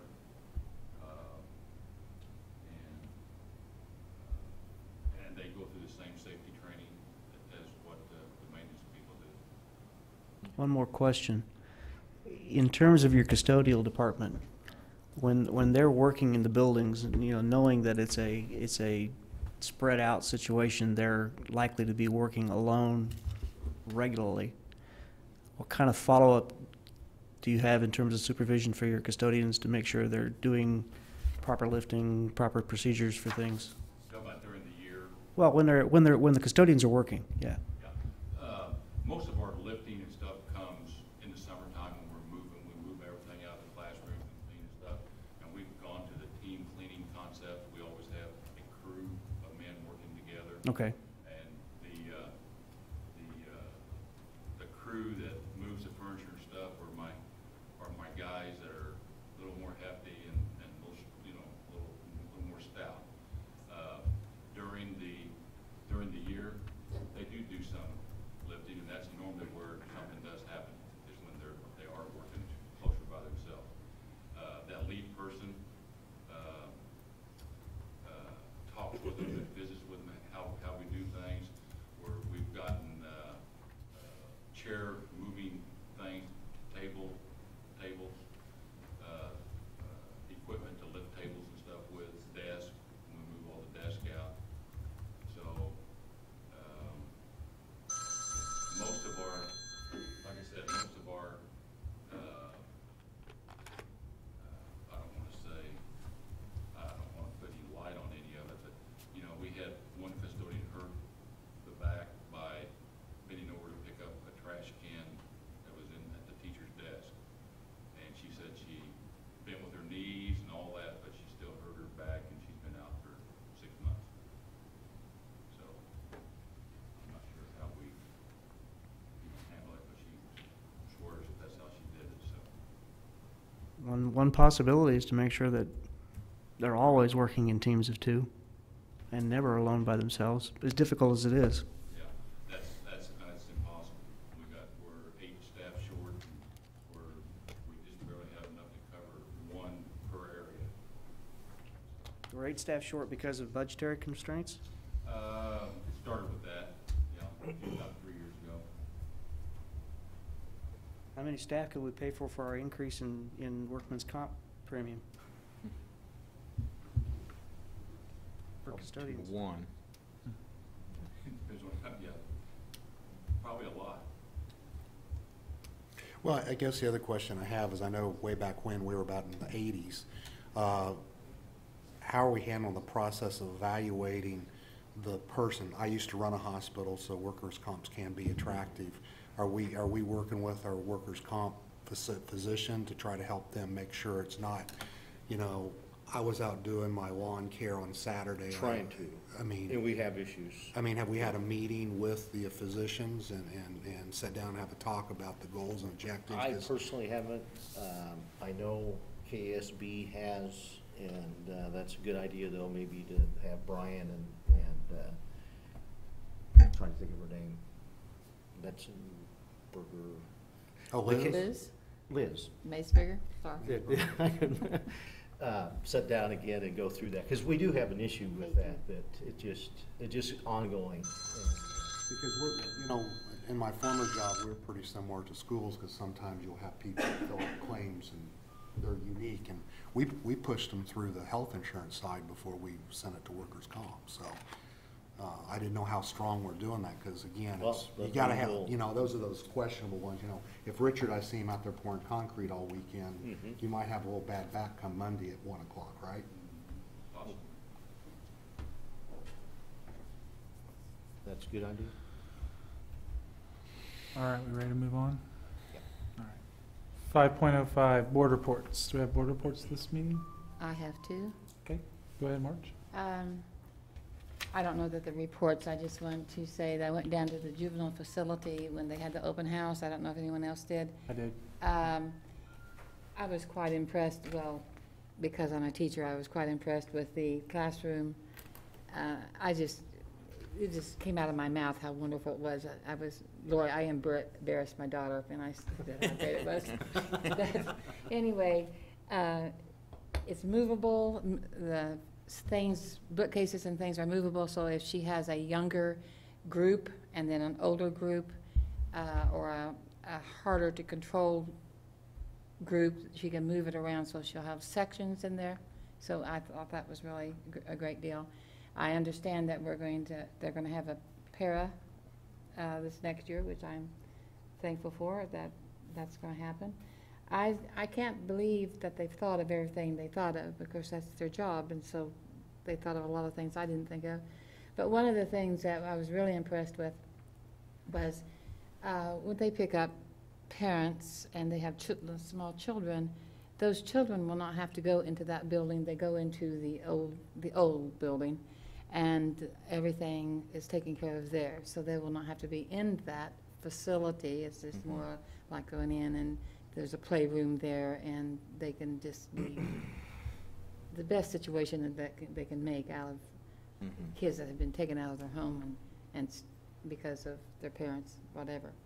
The second report is yesterday, Dean and I went to the Paola graduation, and I understand there was 29 Ottawa adult eds in all. I think 16 walked. And Ottawa students, you can't hardly say kids, because there was one 67 or 64 or something year old man that got his high school adult ed GED yesterday. I thought that was really impressive. We had Hunter McFerrin, or something like that, first in science, second in science, Philip Bond from Ottawa, second in reading, Dayton Pitts, second overall, Carrick Kirkpatrick. So we had some very high scoring people. Then they had most dedicated, they had one from each school, Ottawa, Paola, and Osawatomie. Our most dedicated was Tiffany, G-U-Y-R-E, Guy or whatever. Most supportive, Penny Schwab. Most enthusiastic, there's two of those, Taylor Spooner and Philip Bond. Most courageous, and they were speakers, and they talked about being on drugs. And a few years ago they were on drugs, and a high school senior decided they needed drugs and drink and nothing else. And now at 30, she's a little past 30, she's now on her way to a nursing career thanks to the education that she got. And most improved, and it was an Asian lady, Robin Rosie, and was very difficult for her to do this because of second language and all that, but she did do it. So we have a lot of Ottawa people that succeeded, and I was very proud to be able to be there. Good. Thanks, Marge. Does anyone else have a board report? All right, 5.06 superintendent report. First thing, board retreat, typically we do that in July. The first weekend in July, it doesn't work, but if you could look at the 14th, 21st, or 28th, and let me know. 14th doesn't work for me. I'm at the KASB Legislative Committee that day. 21st or 28th. 21st is better for me than the 28th. Bill, do you know yet? I do not know. Okay. 21st. I don't even know what I'm doing tomorrow. If you guys let me know, let's look at those Well. two to try to narrow it down, and I'll get with Susan and Brian about the 21st or 28th, and figure we'll go in the morning, and depending on topics, and I had a couple topics that I know we need to talk about. One's master plan. Wanted Gould and Evans to come over and go through that process and see where we are and pick your brains on the direction. And then I would like to, I think, get into more detail on what we just skimmed the surface with the administrators on what we're going to do next year. We have some new folks coming, and really look at what our goals as the buildings are and the administrators, if that works for them. And they're not on duty then. Well, Ryan and Josh are, I guess, but the others we'll see if we can get, but we'll get a report or something. But those are a couple ideas I have. You're more than welcome to shoot me whatever ideas you have, but let's try to get that scheduled sooner than later so we can get it on the calendar and not fill up that Saturday. School finance, the state did approve a $58 increase on base state aid per pupil. That equates to, based on this year's numbers, about $189,000 in our general fund. You know, it's hard to still budget. Hopefully we'll find out more on Tuesday how reliable that money is if we, with all the tax breaks. I mean, you still read all the negatives about if this doesn't happen and this, then we're gonna be revenue deprived again and possibly look at cuts. So we need to keep that in mind. I am optimistic that we'll see an increase in high at-risk weighting. I looked at just some of the literature. Had you seen anything, Terry? That it looks like we may see some pretty good increase in that because they put it on a linear scale to where it's just not a cutoff at 50% and 40%, that the higher you are to 50, you would get a little bit more, and you could actually dip below 40% and get a little less. So that piece sounds good, but Dale hasn't sent anything out on how that affects each school. So I'm still a little fuzzy on that. Hopefully Tuesday we'll know, but I'm optimistic we will see a little bit more there.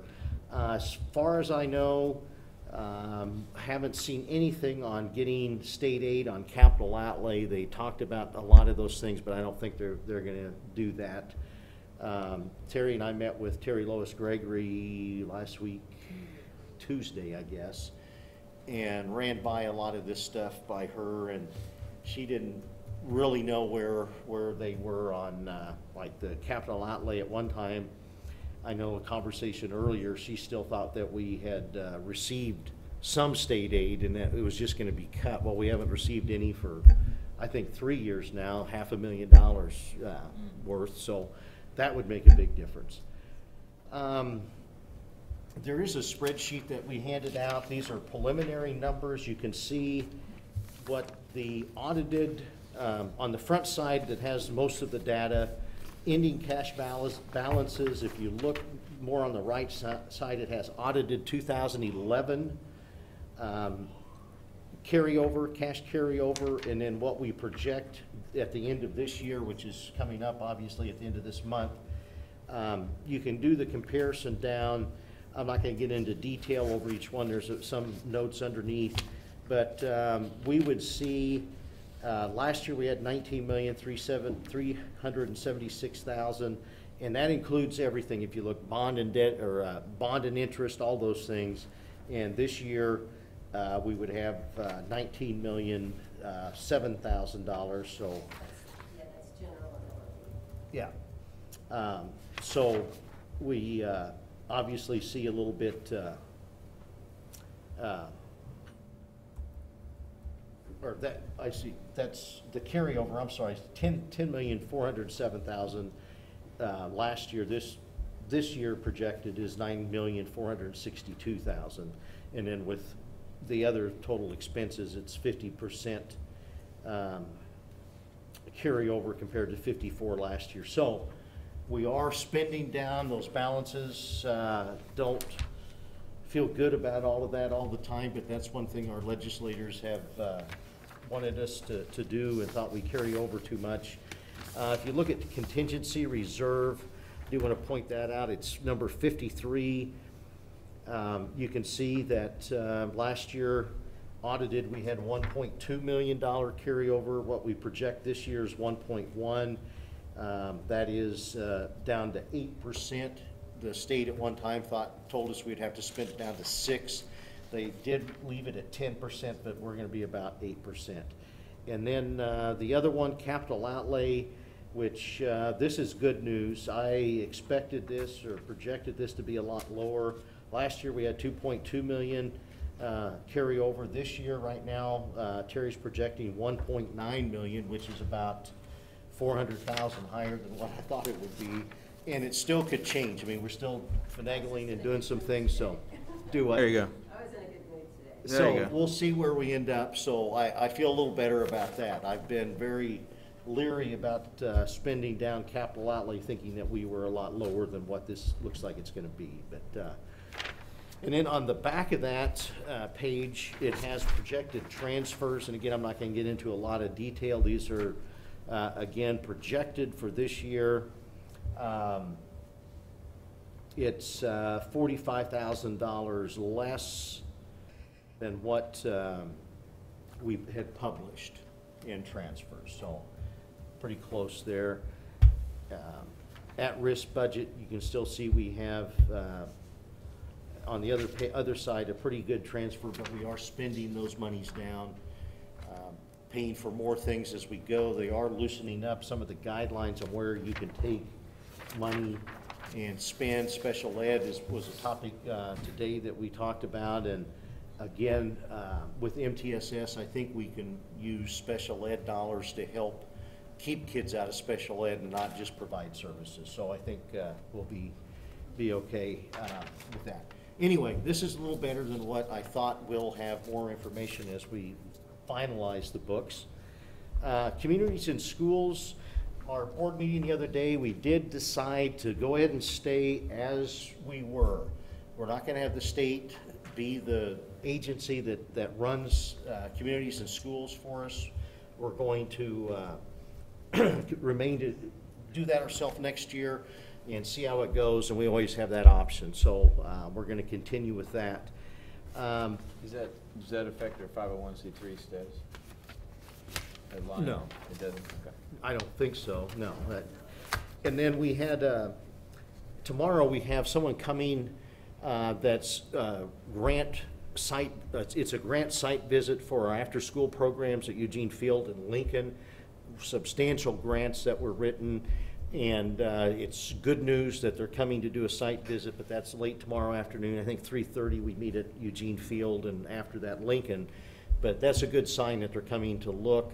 They've been very supportive in the past with our other grants through communities and schools. 21st Century grant that Jason Circle got last year. They know we do a good job with those things, so I'm pretty confident we're going to see pretty good grant money come in again for after-school programs. Good deal. The OEA prohibitive practice case or appeal, we won that. The next thing would be for them to file in district court, which I can't imagine they would, but maybe they would, not wanting that as the precedent. We'll see how that goes, but we won that. Did get news today, all of the Dave Rebo court things are over, won everything. The only option now would be is if they wanted to take it to the Supreme Court, which I don't see happening, but so that was very good news, big relief. Let's see, it seems like I had something else there. I think that's it, Dan. With your meeting with Dale tomorrow, do you think there's any inkling on where he might be being directed for next year, or do you think they'll leave him out of the budget process?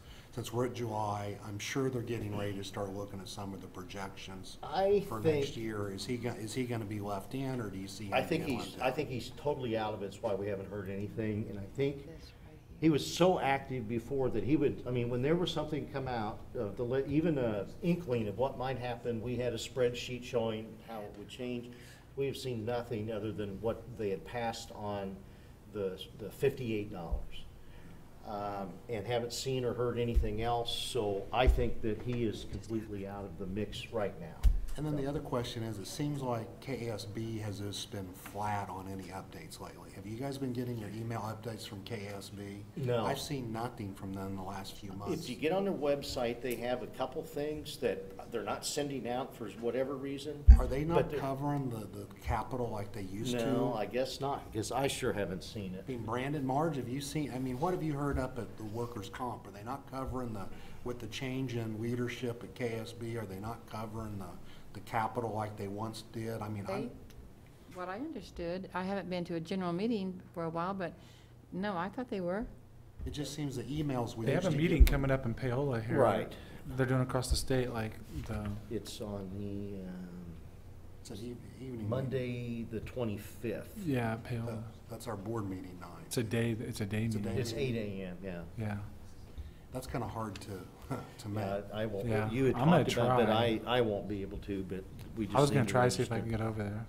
Well, it just seems that their capital updates for the capital this year has been very I haven't seen minimal. it. I just Since thought Mark maybe would I send saw- something I haven't out seen on it. everything, and, But I haven't seen much. Legislature didn't do anything. Oh, No okay. report. well, that's honestly, they didn't have a whole lot. You to had something report you on, sent so- to us on one of these, I don't know if it was the memo, but it was like a. Right, That document, I printed it out and read it yet, but I mean, yeah. this is like a It's legislative. yeah. Yeah. They used to send out weekly. Right, I know. updates, Sometimes daily. Exactly. Yeah, no. They did. All right, moving on to 6, policies and contracts, et cetera. 6.01, approved district handbooks. Bill, you said you read every one of them, right? Thank you, Bill, for doing I that. had. So we and, want you to make the motion. I had some trouble with the OHS student handbook, Is that but right?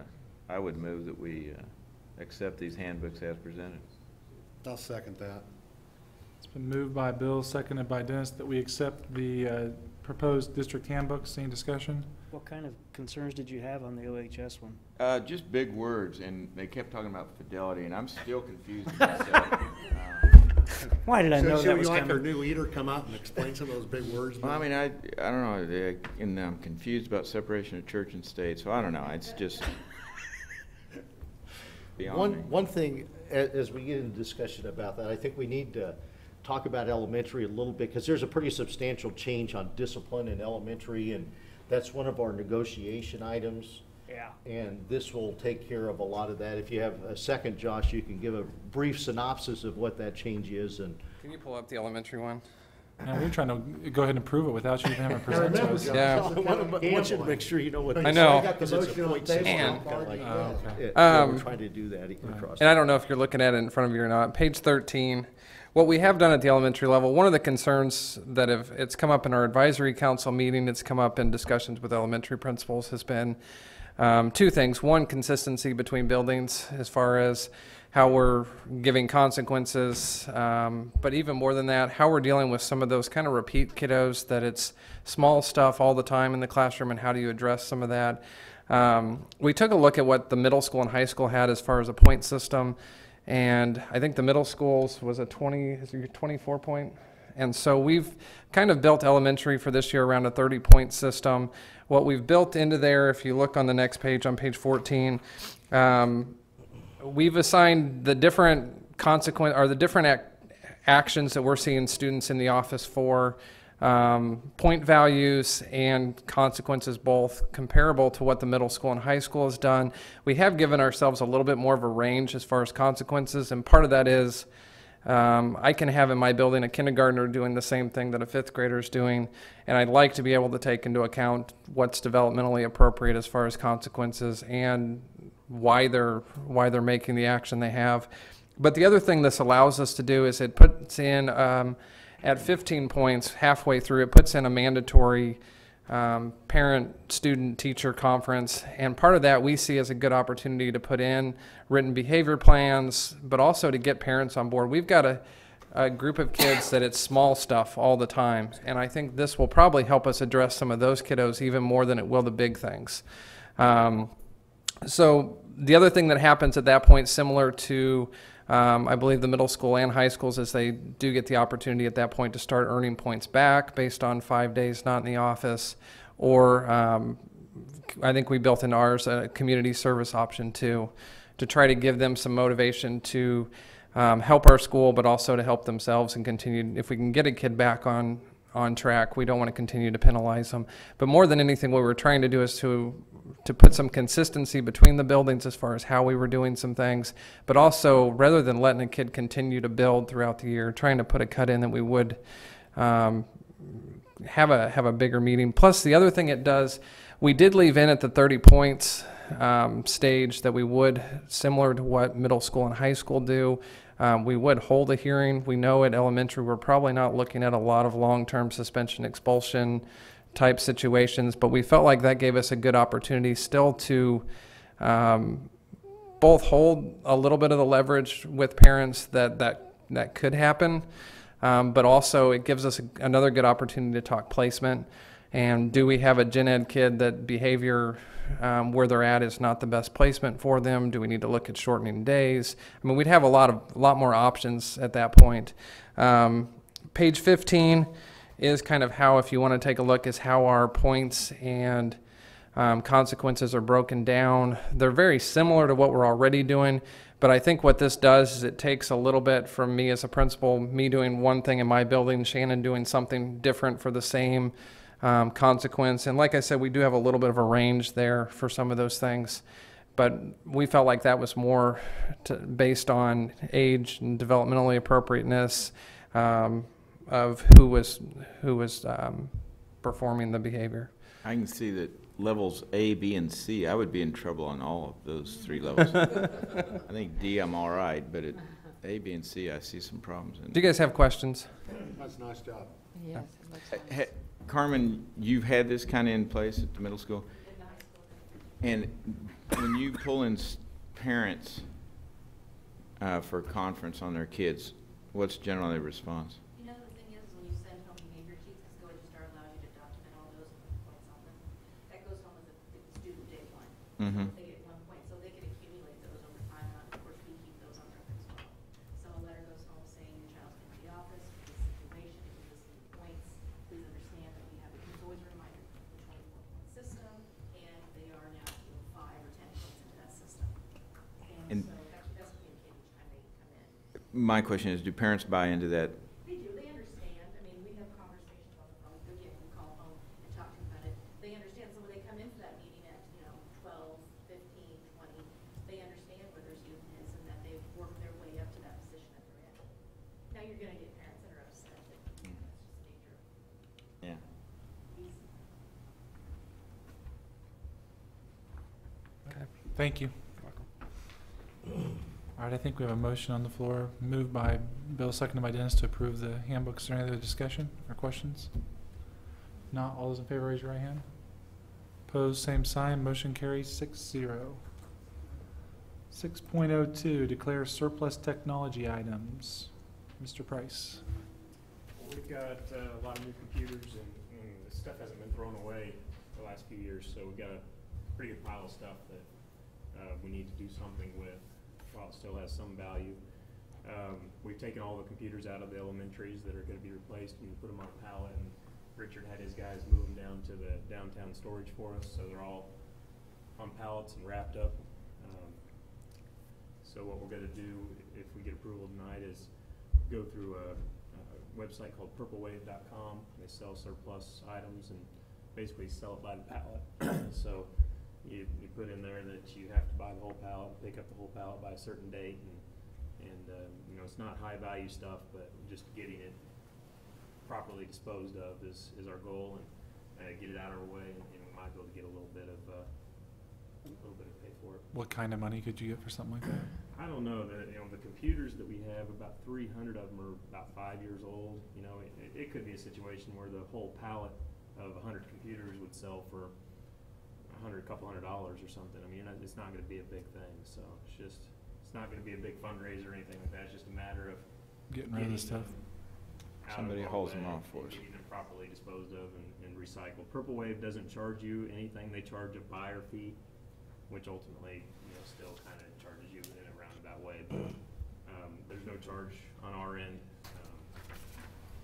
So as long as we can get rid of it, we're in the positive. Some of the recycle companies will actually charge you to recycle it for you. So if we can get rid of it without spending any money and without too much hassle, and them coming to pick it up, put it in their back of their truck and be done with it. That's the main goal here. Mr. President, I'd move that we declare this surplus technology and printer cartridges as surplus property and sell that stuff. Second. It's been moved by Bill, seconded by David, to declare the technology stuff that's listed as surplus technology or surplus property and be available for sale. All those in favor, raise your right hand.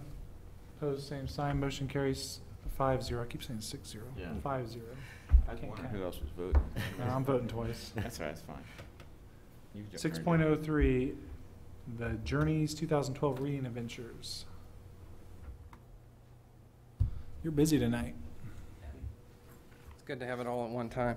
I'll just tell you what's in front of you. I don't know if you remember back, I want to say towards the end of October, we had put on the board agenda a $50-something thousand bid for more leveled readers. That was something we heard immediately from our teachers that they really needed to be able to teach Journeys the right way. And we kind of tabled it because we weren't sure if it was really a need or if it was something that we were just learning the curriculum and how to present it. What this bid has in it, it has leveled readers at every level. And Judy Kettle, I think, has done a good job of trying to pare that down to the smallest number we would need It has the materials for our 3 additional elementary classrooms that we're adding for next year, the 5th grade and the 2 first grades. So those are all included. And it has the consumables for the consumable workbooks. And the other piece that we didn't order enough right off the bat that we'll probably need to do every year is the write-in readers. And that's their differentiated instruction piece that we're using for students in the classroom below grade level, or for sometimes it's our special education students. But that's kind of what you have in front of you. I don't know if you have more specific questions.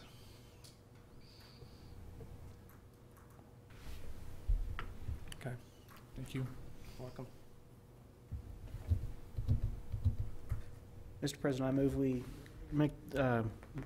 approve the purchase of the consumables for the HMH Journeys curriculum for next year at a cost of $92,544. Is there a second? Second. It's been moved by David, seconded by Bill, that we approve the purchase of the Journeys program for next year at $92,544. Any further discussion? I have a question of what we have in front of us. Math, everyday math or whatever it is, will be continuing next year? Yes. No adoption? No. And actually, we just met with all of our leadership teams at the very end of the school year. That was part of our day with them as Summer Institute. And we discussed specifically everyday math. Part of our discussion was with Journeys just going in, we didn't feel like now was the time to switch to a new math curriculum. And the other piece of that is, we know that every publisher around the country is switching to Common Core at this point, and we'd rather let them get fully implemented and fully adjusted rather than get something that, right now everyday math has adapted what they had, but it's not a full brand new program.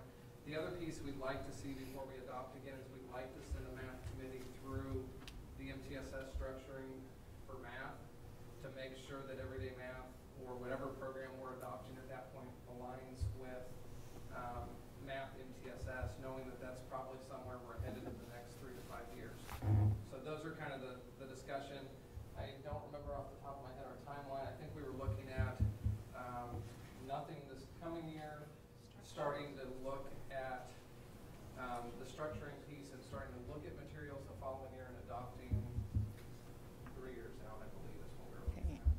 And that was the input from the 3 building leadership teams, was kind of where that was coming from.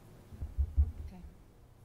One other question is, as we look at moving to the math adoption, if I remember right, when we started with this group, we were like, what, 200,000 for the initial purchase? And again, the math, if this is just for 3 classrooms, is 90,000, that's 30,000 a classroom. Is that a fair price, or do we need to do a better job on Well, this is the? 3 classrooms plus it's additional. I think the bigger cost here is probably the level readers. So I think we're probably still looking at about half of this, or close to that, being the level readers.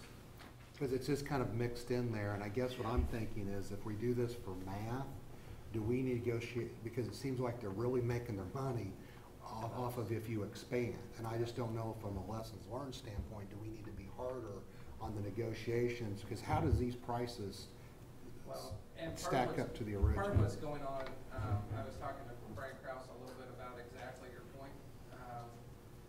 I think with 3 principals who've really never done much with curriculum going through the adoption in the first place, I think that's a piece I know personally I'm learning. The company gave a lot free to start with, and I know the further you get away from the bigger adoption, and that's kind of what we're running into, is we're not getting as much free with the additions of our new classrooms. The other piece that we hadn't planned on doing was the consumable piece, the actual workbooks, but when you look at the cost of just using the spelling pieces alone from the workbook compared to copying all of those, because we can use just the Blackline Masters, it actually is it's close to being cheaper to do the workbooks, and knowing they're going to use other pages outside of just the spelling. Well, I was just thinking from a negotiation standpoint, because it seems like their hook was, because this is a 7-year adoption or a 6-year adoption, right, that we paid for. It seemed like their hook was, they'll low in you to buy the business, but now they're really getting us I mean, if we look at 200,000 for how many kids and how many classes, and if this is three new classes, that's 30,000 a classroom, the math for me doesn't work. So I think if we go to math the next time, we've got to really bring in a negotiations to where we lock in our upgrade prices through that whole life cycle, because this is almost a half of a full adoption. Well, and it may benefit us to buy an extra primary classroom or two up front. Right. You know, to buy the, because your biggest cost of the teacher materials in a lot of cases right there. So it may benefit us when we're negotiating to buy an extra K1, 2, knowing that's kind of where our, when we've expanded, that's been our expansion as well. So the other question I have is this gonna get us through, or are we gonna come back and say we need one classroom and they want 50 next year? I'm just throwing the concepts out, because again, it's about, I mean, if we bought the whole thing for the whole school, and I guess in total kids utilizing them, have we really grown 3 more classrooms, or are we just 3 separate classrooms with the same number of FTEs? The But Dennis- FTEs haven't changed, but. We're getting those other leveled books that Okay. we hadn't planned Well, it's not on. even that. We've moved 2 kindergarten classrooms up to 2 first grades at Right. this point. Okay, so then my question is, as you brought that up, do we need to go ahead and negotiate prices for the 2 second grades, the 2 third grades, the 2 fourth grades? Or are they gonna, I mean, this is a business question now, is are they gonna then come back next year for 2 more second grades? It's gonna be another 90,000, so instead of 30,000 a class, it's 45,000 a class. You can assume it will at least be 35. But I guess, do we need to be proactive now and use this as our negotiating point? I mean, I don't want to not get the order in to make sure our kids have our stuff for next year, but when I'm looking at, we're buying this for this bubble, so then we've got 2 already sitting over here, how do we move through that bubble? Do we try to negotiate this down to a bulk Is buy? this salesperson still, is she still there the whole month? Oh, she should be. Okay, well, I was hoping she wasn't, was my point. Well, see, with this bubble then, Dean, we got second grade, third grade, fourth grade, fifth grade, that's $90,000 a year for 4 more years. I guess my other question there is, do you buy 2 sections, or do we, I mean, I think part of our hope would be that you can absorb at least one of those classrooms at some point as they go up. As the class size grows. Do we have, will we I hear have? what you're saying, Dennis, as far as going ahead and. Well, I just looked at this as number of students in each class, so if we've got this bubble that we're buying 3 classes, how do we, where do we negotiate? Because if next year it's 2 classes for 50, and then that's another $500,000 for Journeys. Well, what do we talked about second grade, but what are your thoughts? Right now, we still have big numbers. I know. So we really would have liked to have absorbed at least 1 class this year, but number-wise, we would have had really large. We'll look at that. I would just look at it, Yeah, because we again, will. I don't want to not approve the stuff for the Approve this, kids. and we'll look But at. I'm thinking, before Yeah. you write her a check, let's Right. do some real planning, because Yeah. as I see this bubble for the next 4 years, it's gonna bubble through. Oh, yeah. And if we're, you know, Mhm. I don't want them to play let's make a deal every year. Yeah. All right. Any other discussion? We have a motion on the table. All those in favor, raise your right hand. Opposed, same sign. Motion carries 5-0. Do we need executive session for negotiations? I mean, we talked about duty day and. If you just and, want entertaining, if you language, just if want an you- entertaining story about how it went, I suppose we do, but Language, they, or, was that the word I don't know. that was wrong? They? they, Two. I yeah. think it was they. Yeah, we argued 2 over they. hours on nothing. But And the really, dangling modifier. Yeah. So, we need to cut that piece out, I mean, and just get to the point, and Yeah. you did a good job, David, I think, appreciate I was trying to get the message across and not be overly obnoxious about it. All right, so we're going to skip 7 then? Yeah, and I don't need personnel either. We need so- 10 minutes. 10 minutes, okay. yeah. Mr. President, I move that we go into executive session to discuss non-elected personnel, that the board return to the open meetings at 9:15 o'clock in this room. The executive session protects the privacy interests of an identifiable individual. Would you add a couple more minutes onto Yeah. that? How about 20 after? That works. 9:20. Okay. Second. Moved by Dennis, seconded That by includes Dean. Bill to go in for executive session for personnel with Superintendent Cat. All those in favor, raise your right hand. Opposed, same sign. Motion carries 5-0. Bill Alligator.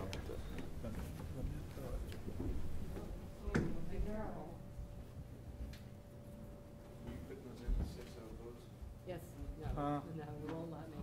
You can count. For getting Jenna Higginbotham on this Oh. list. Fifth grade at Garnett that I subbed for last year. She'll be a great addition. That was fun to see.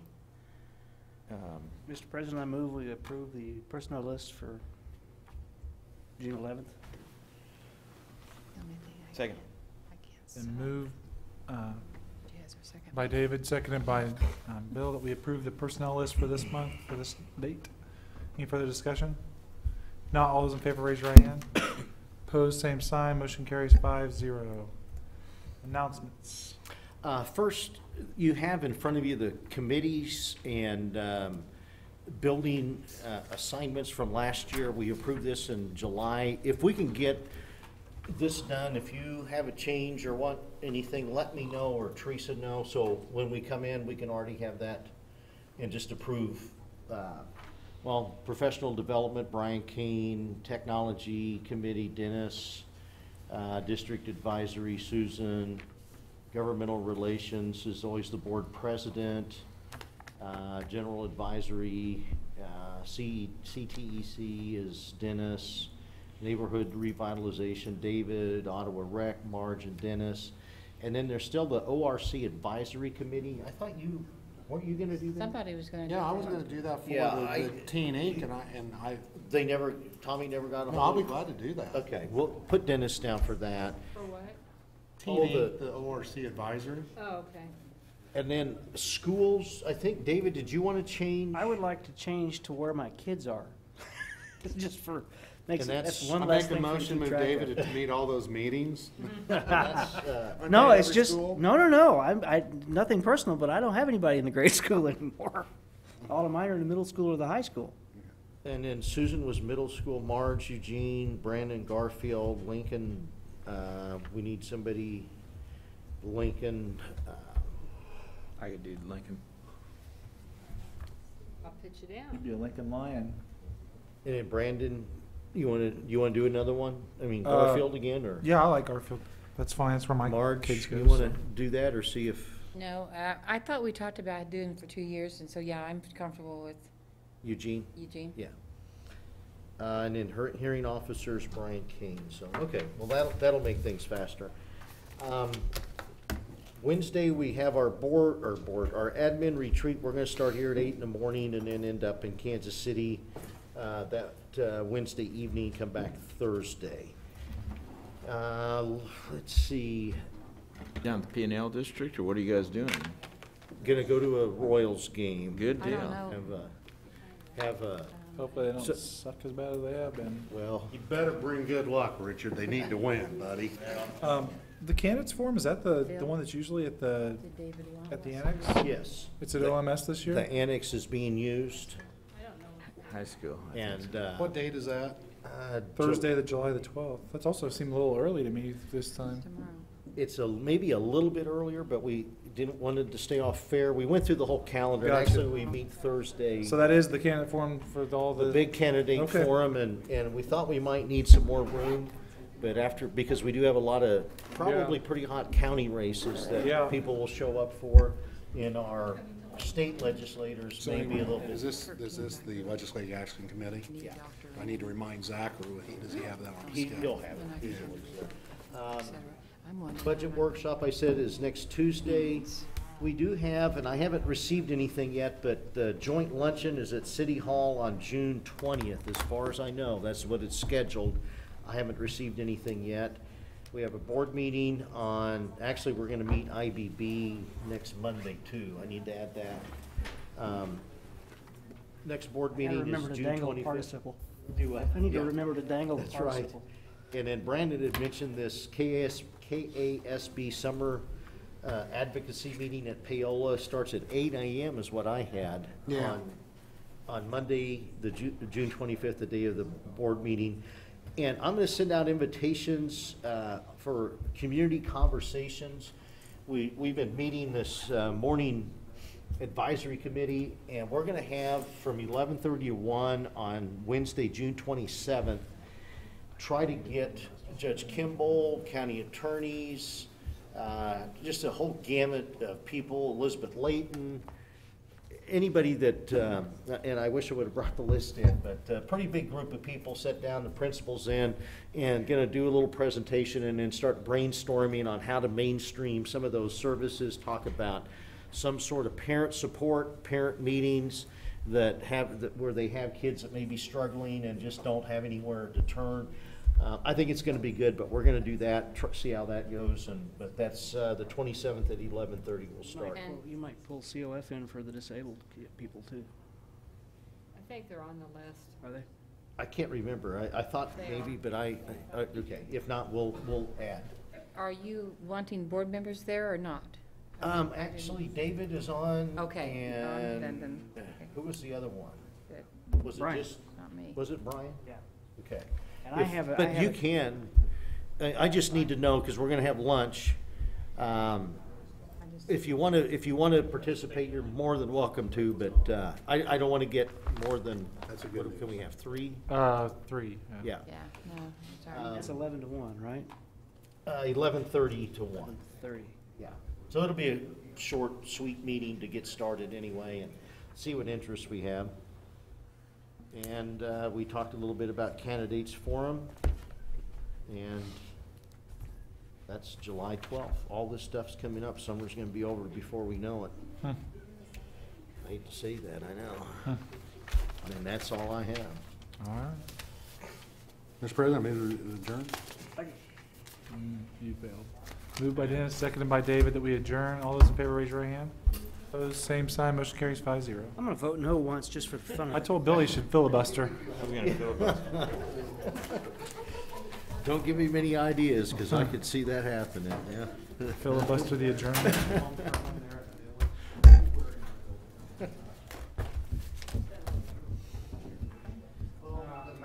Do I have stuff to sign? I don't have my pen with me tonight because I was at a bowling. Oh, Dean.